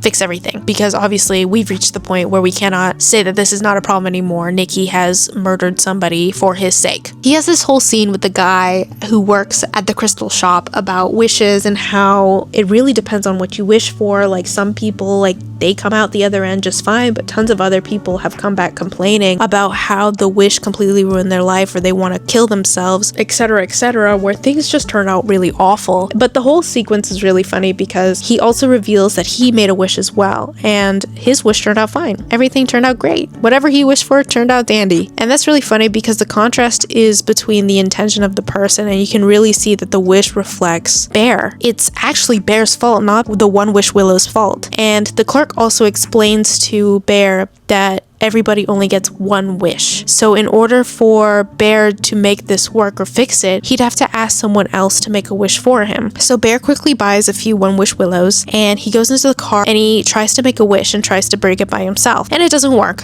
It doesn't let him break it. And the tune that comes out when he tries to pull it out is also different than the tune that it played when he first pulled out the first One Wish Willow. And he realized that this is true. He literally cannot make another wish. Everyone gets one wish. He ended up running to Ian's to ask Ian for help because he thought Ian would be able to make his wish and then help him. Ian is freaking out because Sarah had been texting him nonstop to meet him at Bear's place. And Bear knows that this is a trap, so he tells him, don't go, but I need you to make a wish for me. He explains to Ian exactly what happened and explains to Ian about the wish. And Ian thinks like, dude, like this is crazy. You're bullshitting me. You drugged her or something. What did you do? Did you do hypnosis on her or something? Of course, like anybody else, like when you make a goof wish, like you're gonna ask $1 billion. So he did. He snapped the One Wish Willow and asked for $1 billion, and $1 billion dropped on top of his head. It starts raining from the sky. In this moment, it's so funny because Bear is staring at him so angry. He had just told Ian that he knew that him and Nikki were having relations with each other, and Ian thought that like, oh, like this is what that's about, like you're trying to get revenge on me, you're like mad at me about that. But Bear kind of uses it as a way to manipulate Ian into trying to help him, but it doesn't work because Ian is a person of his own control. He does whatever he wants, and he thought it was a joke. He thought it was stupid. He thought Bear was crazy, so he asked for $1 billion and it worked. This scene is funny because after this point, Bear doesn't have anyone else to ask about making a wish for him, so he thinks about asking Nikki herself to make the wish for him because she'd be willing to do anything for him, right? So he heads back to his place, and you know what Ian does? Ian stumbles upon the situation that's happening at the end, which I'll dive into in a second, but he stumbles upon that situation and he gets himself killed. Why on earth, if you just got $1 billion, would you chase after the person who gave you the one wish, Willow, to make a wish to help him and gloat to him that it's real? He knows it's real. He saw it happening. He's mad at you because you didn't wish for the thing he asked you to wish for. Why would you go over there? Why wouldn't you just leave? I would take that $1 billion and run away and pretend I don't know any of these people. Like, why? Anyway, that's kind of just like a little side quest story, but it kind of all comes together in the final scene of the film, where Bear is kind of left with the only choice he possibly has and the only person he really closely knows, and that person is Nikki. So he decides to go back home and try to attempt to ask Nikki to make the wish for him, and he believed that because Nikki loves him so much, she would do anything for him, including make that wish. However, Bear never actually manages to be able to ask Nikki, which is very showing of literally the whole message of the whole entire film, where Bear has consistently failed at doing the thing that the audience knows he needs to do because he literally just never gets around to it. Once he gets back home, his house is a wreck. It's literally a pigsty, and there's another memorial directly in the middle of his living room, and that memorial and shrine is something that Nikki built. And when Bear approaches the shrine to investigate it even more, I didn't actually manage to see exactly what was on the shrine, but I do know that when he goes closer and he looks into the other room, he sees a chair with a body splayed on top of it like a trophy. Sarah's body is displayed completely naked in the other room. Her head, if you pay attention closely, is scalped. Her skull is basically showing, and she's wearing no clothes. It also seems like she's positioned like she's watching the TV, which is also really interesting. And I also think this brings back the idea that Nikki is displaying and bringing back something that she believes will show her love for Bear, but also is sort of rubbing in Bear's face that she knows that Bear is not in love with her the way that she's in love with him. This awful and ugly display of love, of her trying to bring back like prey to give to him, similarly to the way that she made Bear eat his cat and also the memorial of his cat as well. It sort of resembles this twisted way of showing love that an animal does or a cat does for its owner, but instead it also simultaneously is showing off her trophy that she had won against the rival Sarah. And next thing you know, behind Bear, he hears Nikki, and Nikki is crying and screaming in the room. If you pay close attention, even though she is in the dark, her hair is entirely different because it's implied that she scalped Sarah and is wearing parts of her hair on top of her head. She also painted tattoos over her skin similar to the ones that Sarah has, and she's also wearing a black dress that resembles the dress that Sarah wore at the party earlier in the movie. She also smokes in front of him, and she's coughing and choking on the smoke because she obviously has never ever smoked before, and she screams at him, "Why don't you love me?" She even smacks her face with a brick to further resemble Sarah because, you know, she smashed Sarah's face into a brick, and she smashes her face over and over again, also paralleling the scene from the party, because a part of her is, one, trying to free herself from this situation, and another part of her is trying to resemble the person or the thing that Bear showed affection to, which is Sarah. You can also see a very physical and verbal struggle between the wish Nikki and the real Nikki, because you can see her snapping in and out. She's smashing her face with a brick. She also has the gun from Sarah's father that she heard about earlier in the film, and she gets on top of Bear and screams at him. She tells him to tell her that he loves her or she's going to kill him, and Bear, obviously freaking out because there is a gun, is saying whatever he has to say, and he is screaming and screaming and screaming that he loves her, and he's saying that he loves her and trying to do the things that she's asking. And of course, this is the moment Ian is at the door. He figures out how to open the door, and he manages to get into the room, and Nikki turns around and shoots him in the head, and it's over. Ian's dead. And then she relaxes. It's almost like Bear rejecting Wish Nikki made Wish Nikki break, and she goes into a psychosis of doing whatever she can to get him to love her back. Because obviously the wish that he asked was Nikki would love him more than anyone else in the entire world. She would want him to love her back more than anyone else in the world as well, or else it starts to feel a little bit unreciprocated, and she won't feel like she can love him to the fullest extent that she can because he doesn't love her back. And the moment that Bear starts to push away from her from that date that he had with her and Ian told him the truth, he starts to see the cracks and push away from her, and she's gonna do anything she can to bring him back. Because again, remember, her understanding of love is a shadow of what Bear views as love, and also a manifestation of that view of love. And his view of love is that he wanted her to love him more than anyone else in the entire world. So as a result, Wish Nikki, which is a mirror of himself, will want Bear to love her more than anyone else in the entire world. So when she starts to see the cracks, she breaks. She reaches a certain level of psychosis. She literally cannot exist without him telling her that it is okay and that he loves her, without him expressing the same amount or same level of love for her as she feels for him. And on a certain level, it's kind of like her begging and begging and begging for him to accept her love and also tell her he loves her so that then she can stop doing all of this crazy stuff. She lays on his chest and she's talking to him and he's talking to her, and he has a slight hesitation and he shakes his head just slightly, partially because he's freaked out, but also because he disagrees with everything that's going on because he's scared. He finally realizes he doesn't love her. He doesn't want that relationship anymore. She freaks out because she's like, wait, did you just shake your head? Do you not love me? And it starts to escalate again. So he has to calm her down once more and reassure her. And the next thing you know, he locks himself in the bathroom because she escalated again. And she's trying to get in, she's trying to talk to him, she's trying to convince him to love her. And at this point, he literally has nowhere he can go. All of the people that were involved in his life are dead because of the wish that he made. He has no other way out of this. He can't wish it away. He can't ask somebody to wish it away. He remembers the thing that the person on the phone told him. There's only one way out of this. When he dies, he grabs the tiger's eye that Nikki gave him. He tries to use it to give himself a little bit of confidence. He grabs the gun, which he stole from Nikki, and that's one of the reasons why she was freaking out, because he grabbed the gun and he ran into the bathroom and locked himself in there, puts it in his mouth. He tries to navigate it so it's pointing direct towards the top of his brain, and he sits there and we watch him and we're like, oh, this is his moment.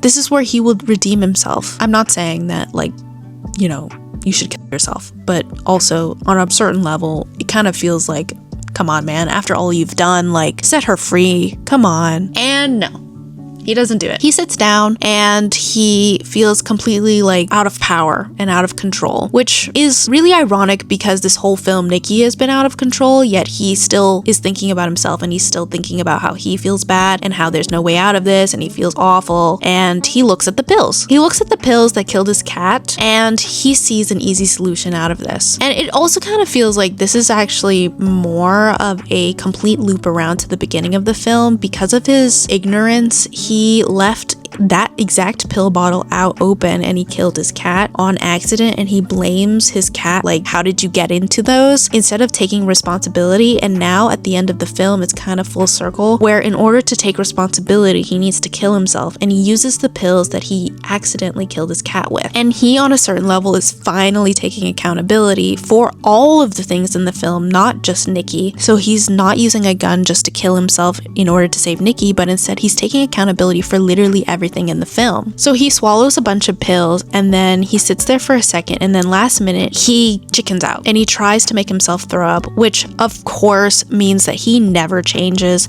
Who he is will not change. His avoidance is so strong to his core about who he is. He tried to take it back. He was like, psych, never mind. In that moment, he hears the music that comes from the One Wish Willow. He had left the One Wish Willows out on the table outside of the bathroom away from him, and Nikki, Wish Nikki anyway, is out there and made a wish. And then suddenly he gets up, walks out of the bathroom, looks at her, and they are completely in love with each other. He's not trying to puke anymore, and it seems like all of that disappeared from his mind because the only thing he can focus on is Nikki. I'm kind of assuming this, but we don't really know a confirmation because there are a lot of different assumptions that people have made about what wish Nikki actually made. But I think that Nikki probably wished exactly the same thing Bear wished, because it's implied throughout the film that Nikki knew what Bear had wished. And of course, if Nikki is a mirror of Bear's understanding of love, Nikki would have wished for Bear to love her more than anyone else in the entire world. And what happens is they're having this sort of cute moment where it kind of seems like, oh, like this is where they're completely in love with each other, and we go back to that montage sort of idea, which is really twisted and gross for the audience, but like we see it happening, and the music is implying that they're completely in love, and in the background there's an old film of a love story, and they kiss and are holding each other. But of course, remember, he had swallowed all of those pills, so despite having that wish happen, he dies. Bear is dying in her arms, and Nikki is crying, and she didn't know what to do. She's crying hysterically because the person that she loves more than anyone else in the world is dying. She picks up the gun and puts it in her mouth because, again, remember, she's gonna do anything in her power to be with him. So if he's gonna die, she's gonna die with him. And then suddenly, when Bear stops moving and everything is done for, a few seconds after he has died, I'm assuming it's like after his soul has left his body, the real Nikki snaps back into her body, and she hysterically screams, cries, and freaks out because she is surrounded by the horrors of what Bear has done to her and to everyone around them, including himself. The destruction of the film is left for her to pick up the pieces, even though she is the victim of the story and she is the one who had wishes to leave everything behind and everyone else wanted to stay. She is the one who has to pick up the pieces of the destruction of the people she cared about because they just couldn't let her go. As Nikki's behavior continues escalating, the film gradually shifts genres. What begins as a supernatural horror becomes a psychological horror. The audience realizes that Nikki is not actually the central monster of the story, she is merely the symptom. The true horror originates from Bear's inability to confront himself and also be truthful with everyone else. By the time the film reaches the final act, the One Wish Willow has revealed something devastating. The wish did not corrupt Bear. It exposed him. The willow acts almost like a supernatural mirror. It reveals the hidden assumptions, insecurities, fears, and desires that already existed within him. Every horrifying consequence stems not from the magic itself, but the mindset, the intention that motivated the wish in the first place. And it is through this lens that obsession becomes far more than a regular horror movie. Beneath its supernatural premise lies a deeply unsettling exploration of loneliness, entitlement, identity, desire, and the dangerous line between being loved and loving. There's a moment in Obsession where the audience realizes they have been watching the wrong horror movie. At first, the film presents itself as a supernatural cautionary tale. A lonely young man makes a wish, the wish goes horribly wrong, and then the woman he loves becomes obsessed with him. Yada yada yada. It resembles stories like the Monkey's Paw from The Simpsons, The Pet Sematary, or countless other narratives where desire, when granted, occurs in the worst possible way. But the deeper you look, and also the farther you get into the film, the more obvious it becomes that the wish itself is not the horror. The wish is merely the catalyst. The real horror is already there, and was there, right at the beginning, staring us straight in the face. The real horror is Bear. Or perhaps more accurately, the real horror is the part of Bear that Bear himself refuses to accept. One of the reasons why Obsession has generated so much discussion is because viewers cannot agree on who Bear is. Some audiences view him as a victim, others view him as a villain, and then still others see him as a tragic figure trapped between those two identities. What makes the film so effective is that all three interpretations have validity to some degree. Bear is lonely, Bear is sympathetic, Bear is wounded, but Bear is also selfish. He is emotionally dependent, he is possessive, and most importantly, he is incapable of recognizing these qualities within himself. This inability to see himself clearly becomes the foundation of the entire film. The first act of the film is carefully constructed to encourage empathy. Bear is isolated, he has a mundane job, he appears stuck in a life that has stopped moving forward, he is quiet, he doesn't have a lot of people who are supporting him, even his best friend was throwing him down and telling him his confession was stupid and gross. He also had feelings for a girl he had never told he had feelings for. He has feelings for Nikki but lacks the confidence to express them. So obviously, the audience instinctively understands these emotions because most people have experienced some version of these types of feelings, of feeling isolated, alone, like our lives aren't moving forward, and also that our crush is all-consuming. Most people know what it feels like to long for connection. Most people know what it feels like to fear the rejection. And the film understands this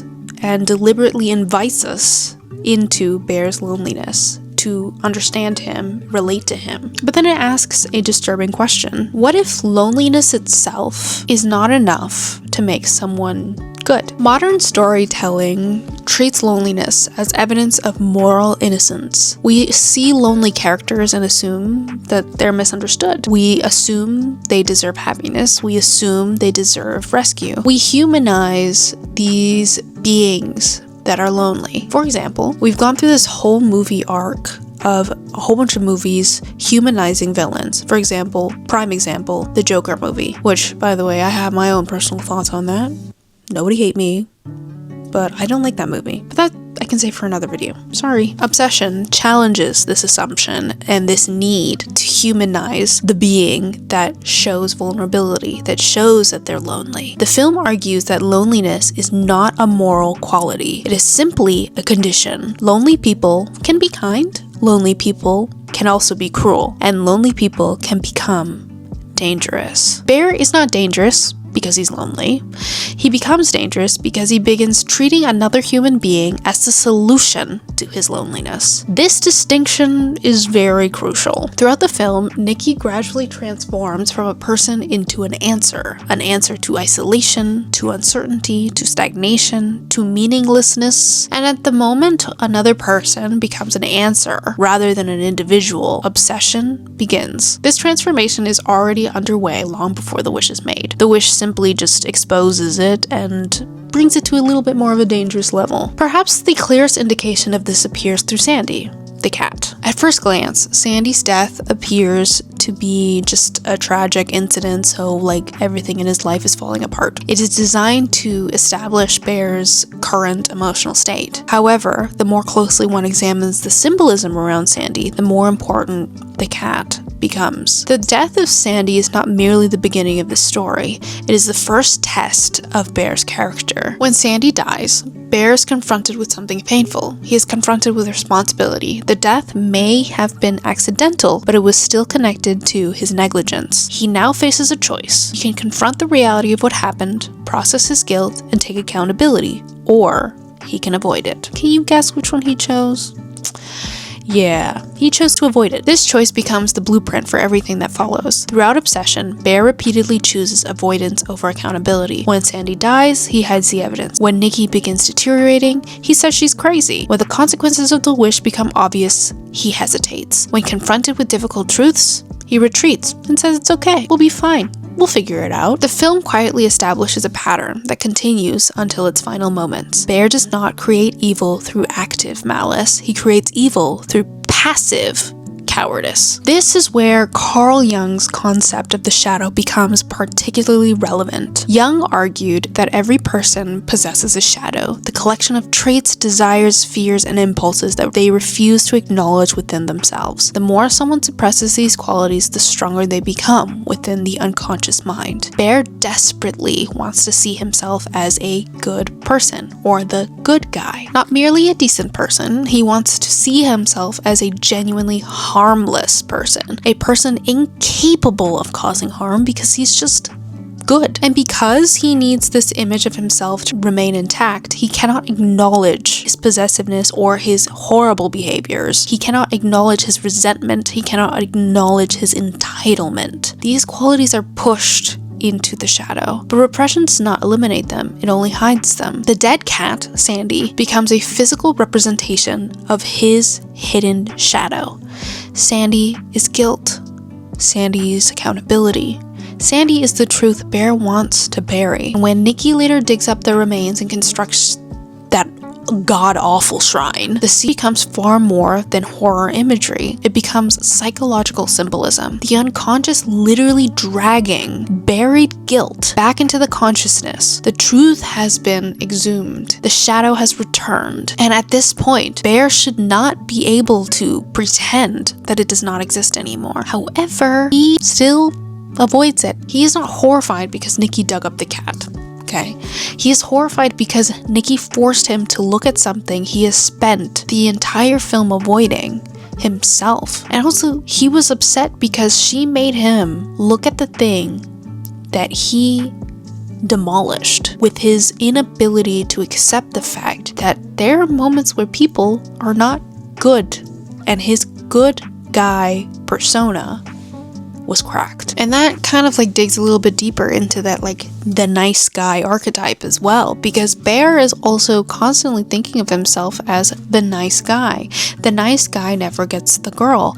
The nice guy is never liked by anyone, and he uses this idea and archetype of the nice guy to make himself feel like he's the harmless person. He is the one who is never being chosen. He is the victim. But because he's constantly telling himself that and constantly trying to be a good person and trying to think of himself as like the good guy, he's not. He's hiding his selfishness and hiding his wants and his needs that might be manipulative and destructive, which we see. And in the moments where Nikki is literally telling him, please unalive me, it shows. Because in those moments, he thinks about hiding it, but he's already gone too far. And he really genuinely just asks, what is so bad about being with me? I think in media, we often associate that archetype with a person who is innocent. But I don't know, I think like in real life, I have met many people who associate themselves with I'm a nice guy, so no girl ever wants me, or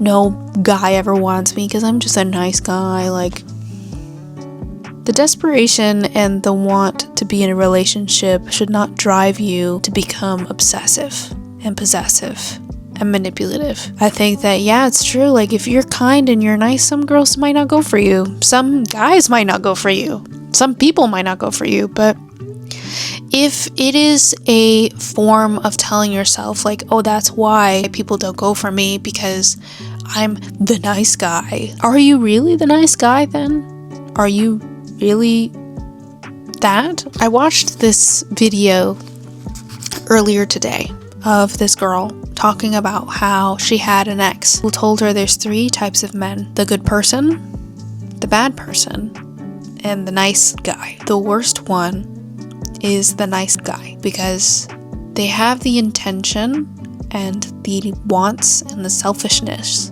of the bad person, but the self-image of the good person. And those are the most dangerous because they will not take accountability for the things that they want, which can be very dangerous.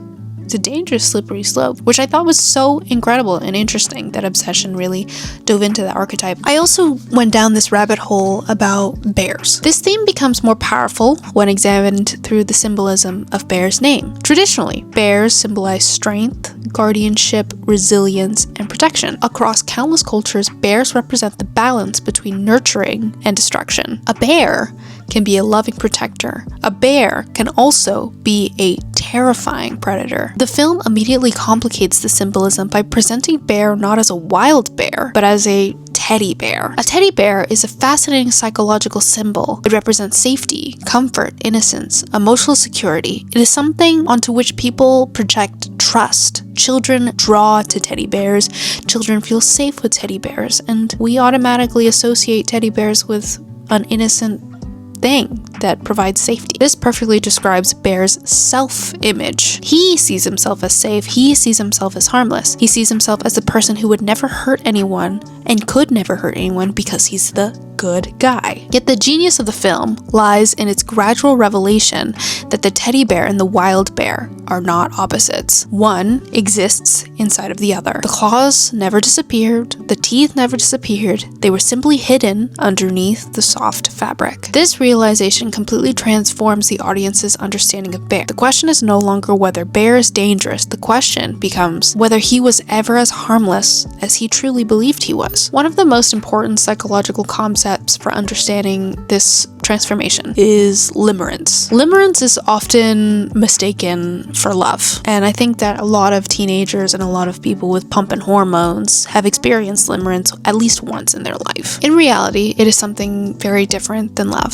Psychologist Dorothy Tenoff, I believe that's how you pronounce her name, she described limerence as a state of obsessive romantic fixation characterized by intrusive thoughts, ideation, emotional dependency, and an overwhelming need for reciprocation. What makes limerence dangerous is that it disguises itself as love while functioning more like addiction. The limerent person becomes emotionally dependent upon another person's attention, approval, or affection. The object of affection gradually transforms into a source of psychological regulation. This approval creates euphoria. Their rejection creates despair. This is precisely what happens to Bear. Nikki ceases to be Nikki. She becomes possibility, she becomes validation, becomes meaning. The tragedy is that Bear mistakes this dependency for intimacy. He believes his obsession proves the depths of his feelings. In reality, it reveals how little he truly understands the person that he claims to love. Like, he didn't even know that Nikki and her father were not close to each other until Ian and also Sarah brought it up. Love asks who another person is, while limerence asks what another person can provide. Throughout the film, Bear rarely demonstrates genuine curiosity about Nikki's inner world. Instead, he focuses almost exclusively on what Nikki represents within his own emotional narrative. She is his future. She is the answer. She is the escape.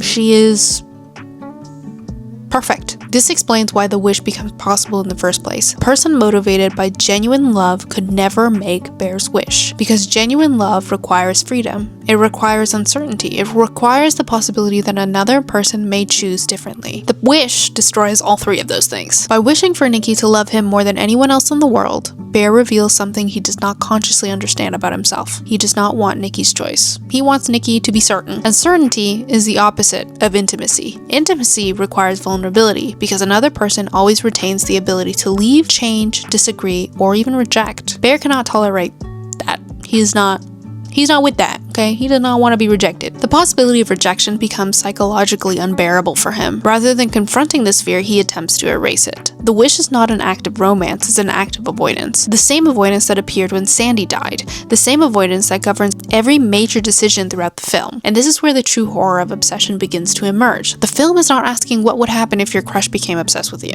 If you interpret it that way, maybe you need to watch it again. The film is asking what happens when someone values being loved more than they value another person's freedom, or even who that person is. Because once freedom disappears, something essential disappears in it. Love itself. And Bear has to learn that in the most devastating way possible, and we have to learn that too. If the first part of obsession is about Bear's inability to distinguish love from possession, then the second is about the destruction that follows when possession disguises itself as love. What's so interesting about the movie Obsession is that the wish and the thing that we're seeing as the horror does not actually fundamentally change anything about the personalities or the functioning of any of the other characters, including Ian and Sarah. Instead, the wish acts more as an accelerant. The One Wish Willow takes the flaws, insecurities, coping mechanisms, and relational patterns that already exist within each character and pushes them to their absolute limit. The result is not transformation but revelation. By the end of the film, every character arrives at the logical conclusion of the worldview they carried from the beginning and who they are. The tragedy of obsession is that the truth is nobody becomes a different person. Bear's passivity becomes predatory entitlement. Ian's confidence becomes arrogance. Sarah's compassion becomes enabling. The film's ending is therefore not a story about a curse creating monsters, but it is a story about when the mask falls. Every archetype collapses, every illusion dies, and the audience is left staring at the psychological truth that was hiding underneath from the beginning. One of the most revealing details in Obsession is that Nikki functions as a direct symbolic opposite of Bear. Throughout the film, Nikki repeatedly embodies qualities associated with the cat archetype: independence, self-possession, autonomy, curiosity, and freedom. Unlike Bear, whose entire emotional world revolves around attachment and security, Nikki is constantly moving forward. She has plans, ambitions, and choices that exist independently of anyone else's desires. She even mentions, if I have a crush on someone, Nobody knows. Because for her, everything for her moves on its own. She doesn't need anybody else. This distinction is important because cats occupy a unique symbolic role in psychology and mythology. Unlike dogs, which are often associated with loyalty and obedience, cats represent voluntary affection. A cat chooses when to approach. A cat chooses when to leave. A cat cannot be controlled without fundamentally changing its nature. This is precisely what makes Nikki so attractive to Bear, and it is also precisely what terrifies him and why he needs that certainty and asks for that wish. Bear's greatest fear is not losing Nikki throughout the whole entire film, even when he knows that she's crazy, even when he knows that she is being dangerous and destructive, he still tries to keep her around. He still tries to fix things and make things work. His greatest fear is never having certainty that she will stay. The possibility that Nikki might leave, choose someone else, or build a life that does not include him creates unbearable anxiety. Bear claims to love Nikki, but what he cannot tolerate is the very thing that makes Nikki who she is, her freedom. The tragedy of real Nikki is that she is destroyed, not because of a flaw, but because of a strength. Her autonomy becomes the thing that the wish attacks most aggressively. By the end of the story, the audience watches the symbolic cat lose the very quality that defined it from the beginning, its ability to choose. Something that's important to know and remember is something that philosopher Emmanuel Levinas, I'm not entirely sure how to pronounce his name either, argued that every human being possesses what he called alterity or otherness. Another person is not an extension of ourselves, even when in a relationship. They are not a character in our story. They are an entire universe of thoughts and experiences that we can never fully possess or even fully understand. And that's kind of like the point of loving someone. To truly love someone requires respecting this mystery. It requires accepting that they may choose differently when they want, and also differently than you may want. They may leave, they may reject you, they may disappoint you, they may change, they may live lives that have nothing to do with you. For Levinas, this uncertainty is not a flaw in relationship, it's what makes relationships ethical. The tragedy of obsession is that Bear fundamentally rejects this uncertainty. This film is scary because it's not just about someone becoming obsessed, it's about someone being erased. Nikki's universe, Nikki's entirety became erased because Bear wanted her to fit in his certainty, despite having her alterity or otherness outside of anybody else. The audience slowly watches a fully realized human being lose ownership of herself. In many ways, this film is terrifying because it shows the destruction of identity. It's not necessarily specifically violent towards Nikki or even scary because of supernatural forces, or not even scary because of the death parts. It's because the destruction of identity, the destruction of a human being's autonomy and herself. Bear ultimately steals from Nikki is not just her freedom or her autonomy, it's her selfhood, her universe. We're gonna start to talk a little bit about the Wish version of Nikki. Many viewers make the mistake of treating Wish Nikki as a separate villain. The film itself suggests something much more disturbing. Wish Nikki is not Nikki at all. She's Bear. Similarly to how I mentioned before about Sandy being his shadow, according to Carl Jung, the Wish version of Nikki also starts to manifest and become this exact shadow that Bear tried to throw out in Sandy. Rather than forcing Nikki to love Bear, which, you know, the Willow obviously could have done. The Willow seems to externalize Bear's unconscious understanding of love itself. This is why Wish Nikki behaves the way that she does. Her possessiveness mirrors Bear's possessiveness. Her inability to let go mirrors Bear's inability to let go, his inability to accept uncertainty. Her obsession mirrors Bear's obsession. Like in the glimpses of like the beginning when Nikki is normal Nikki and she's talking to Ian or she's joking with Ian, you can notice glimpses of Bear being jealous. Even though Bear doesn't know what's going on between the two of them, there are still moments that you can notice and sort of feel the tension of. And being confronted by his shadow within Wish Nikki, to see someone be so possessive, be so obsessive, be so jealous, be so unaccepting of uncertainty, everything frightening about Wish Nikki already existed within Bear and scares him. The difference is that Bear completely dissociates the things that Nikki is doing from himself. He is able to disguise his impulses underneath this politeness and passivity. She becomes the physical embodiment of everything Bear refuses to admit about himself. The audience sees Bear physically running away from Wish Nikki, but psychologically speaking, Bear is actually running from himself. Every confrontation between Bear and Wish Nikki becomes a confrontation between his conscious self and the shadow, and he just tries his best to quiet it down. Hey guys, this is Editing Net here. I feel like I didn't fully explain the whole cat metaphor as well as I wanted to, because I feel like the cat symbolism within Obsession are really, really important. So the first marker of what cats represent in the movie is Sandy, but in mythology and in a lot of other folklore, cats represent love. They represent freedom and autonomy and the ability to be independent and choose love. Mainly revolves around the idea of choice and choice of love. And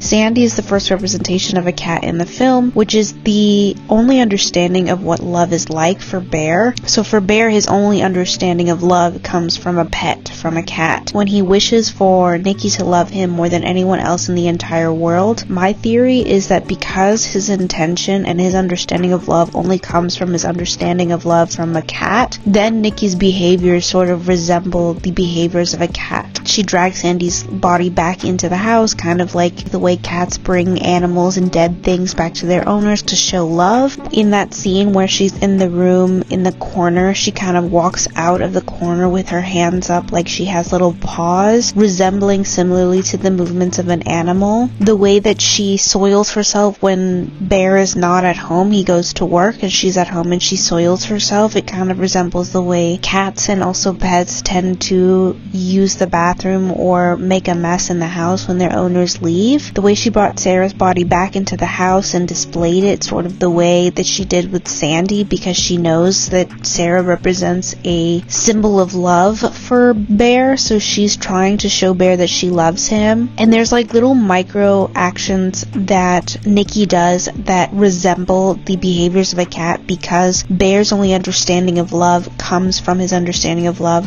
of Sandy, of a cat. Additionally, the death of Sandy at the beginning also represents a dual meaning, because cats represent choice and autonomy and a will and a sense of self and independence, and they represent the choice of love. Sandy dying represents the death of autonomy within the whole entire film, the death of choice of love for Nikki, because Nikki represents that sort of independent girl boss type of character where she tries and wants to choose love. She wants to go out on her own to figure out that true love story of hers, to write her book, her independence, her creativity. Similarly to Sandy, Bear kills that version of her. Well, he doesn't kill it, because we know at the end, like, she has always been in there on a certain level, but you understand what I mean.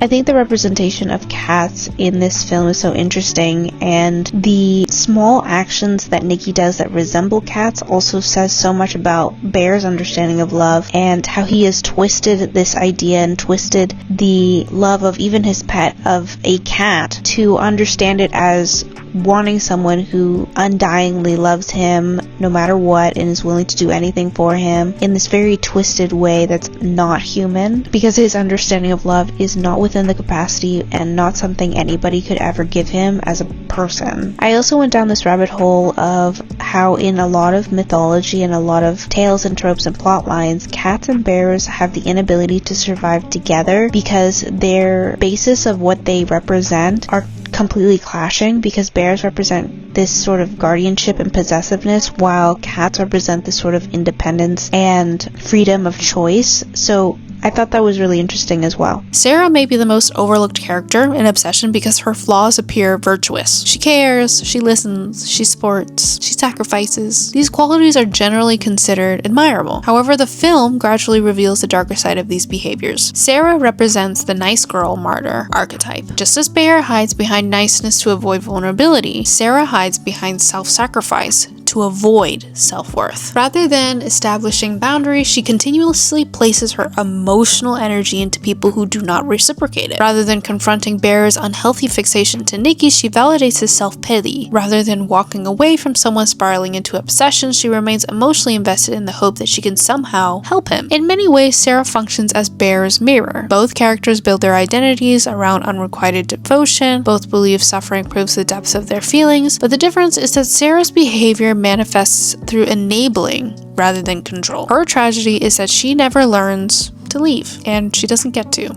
She remains within Bear's orbit long after it becomes unhealthy. As a result, she becomes collateral damage in a disaster she helped sustain. She was willing to be the second choice, and that was okay with her. And then, because she was okay with that and she was flirting with him in the car, the ending forced her to confront an uncomfortable truth. Compassion without boundaries can become complicity, and that led to her awful downfall. Ian, on the other hand, was the alpha saboteur. One of the most common mistakes audiences make when discussing obsession is interpreting Ian as a backstabbing friend or a heroic figure. While he certainly appears more confident and proactive than Bear, the film does not present him as a hero. Instead, Ian represents an entirely different archetype, the alpha saboteur. Ian's identity is built around social dominance. He understands social hierarchies, he has lots of friends, he hosts parties, he understands attraction, he understands status, and most importantly, he understands how to position himself above another person. Throughout the film, Ian consistently behaves as though relationships are strategic games. He views himself as a player who understands the rules while everyone else remains one step behind. His actions reveal someone who enjoys controlling access to information because information gives him power. Where Bear's flaw is cowardice, Ian's flaw is arrogance. Genuinely believes he can outmaneuver everyone around him. This confidence becomes his downfall. The curse completely dismantles the social work that Ian depends on. Against supernatural obsession, status means nothing. Charm means nothing. Confidence means nothing. The manipulation tactics that once allowed him to maintain control suddenly became irrelevant. He went out of his way to do all of these things, talk to Sarah, talk to the hospital, talk to Nikki, because he realized and noticed that his charm wasn't working anymore. His death was not merely physical, it is symbolic. The alpha saboteur spends his entire life believing he understands the game. The curse reveals there was never a game to begin with, it didn't matter, and for the first time in his life, Ian encounters a force he cannot manipulate, charm, intimidate, or outsmart. His downfall is the collapse of his illusion of control, and as a result, he lashes out. He gets angry at Bear and thinks Bear is the one manipulating, thinks Bear is the one who's playing games, and then he also thinks that Nikki is the one playing games, trying to show that she's attracted to Bear to get back at him. Like, you really think the world revolves around you, dude? Really? What began as a seemingly simple wish has spiraled into something far larger than a supernatural accident. The deeper truth revealed by the ending is that the willow was never the real source of the horror. The willow is merely the mechanism through which the horror becomes visible. Throughout the film, characters repeatedly treat the one-wish willow as though it's a corrupting force. This interpretation is understandable. After all, every tragedy in the story follows Bear's wish, right? Every death, every broken relationship, every moment of terror can be traced back to that single decision. Yet, the more closely we examine the film and also listen to tons of, interviews by the actors and the creators, the less convincing that explanation becomes. The willow never tells Bear what to wish for. The willow never manipulates his desires. The willow never creates an obsession that did not already exist. Instead, the willow functions as a mirror. It takes what already exists inside a person and forces it into reality. This distinction completely changes how the film should be interpreted. The tragedy is not that magic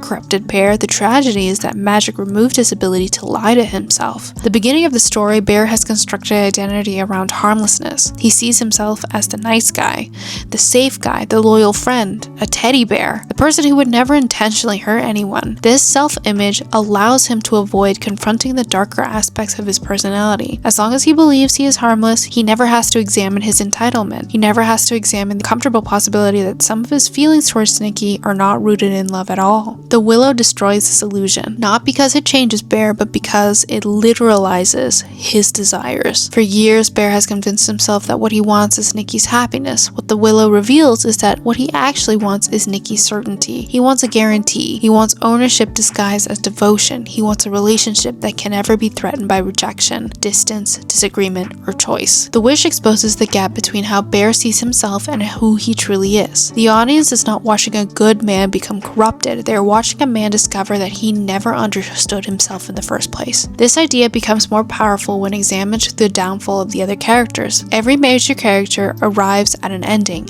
that directly reflects the flaw embedded within their archetype. Bear's downfall stems from cowardice.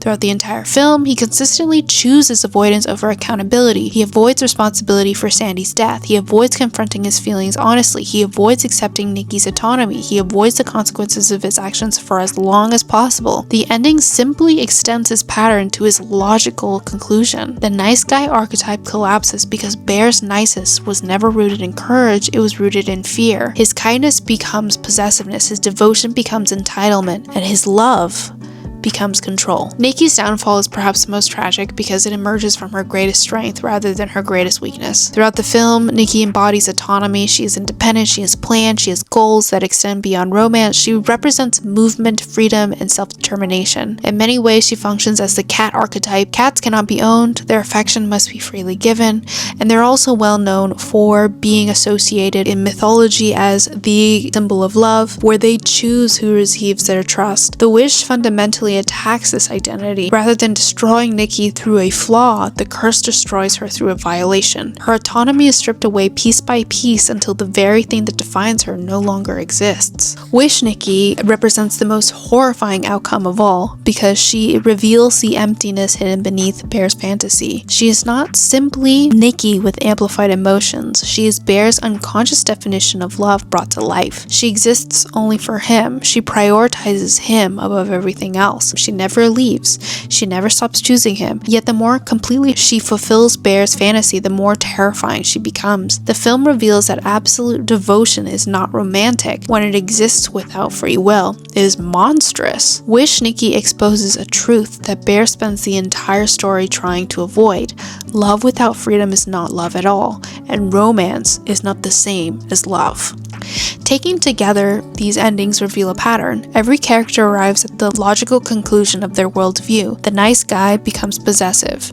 The cat loses autonomy. The fantasy lover becomes a monster.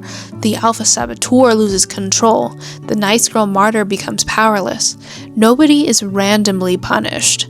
Nobody suffers because the plot requires it. Each ending emerges naturally from the flaw embedded within the archetype itself. This is why the film feels so psychologically satisfying. Despite its tragic conclusion, the story is not arbitrary, it was inevitable. The moment Bear made the wish, every ending is already hidden within that decision. Because the wish itself contains the film's central misunderstanding. Every relationship and obsession revolves around choice. Nikki's ability to choose, Bear's refusal to accept her choices, Sarah's choice to stay, Ian's belief that he can control other people's choices. The willow attacks the foundation of all of these relationships by removing the thing that gives relationships meaning in the first place: freedom. What happens when someone wants to be loved more than they care about the person that they're loving? The answer is the entire movie.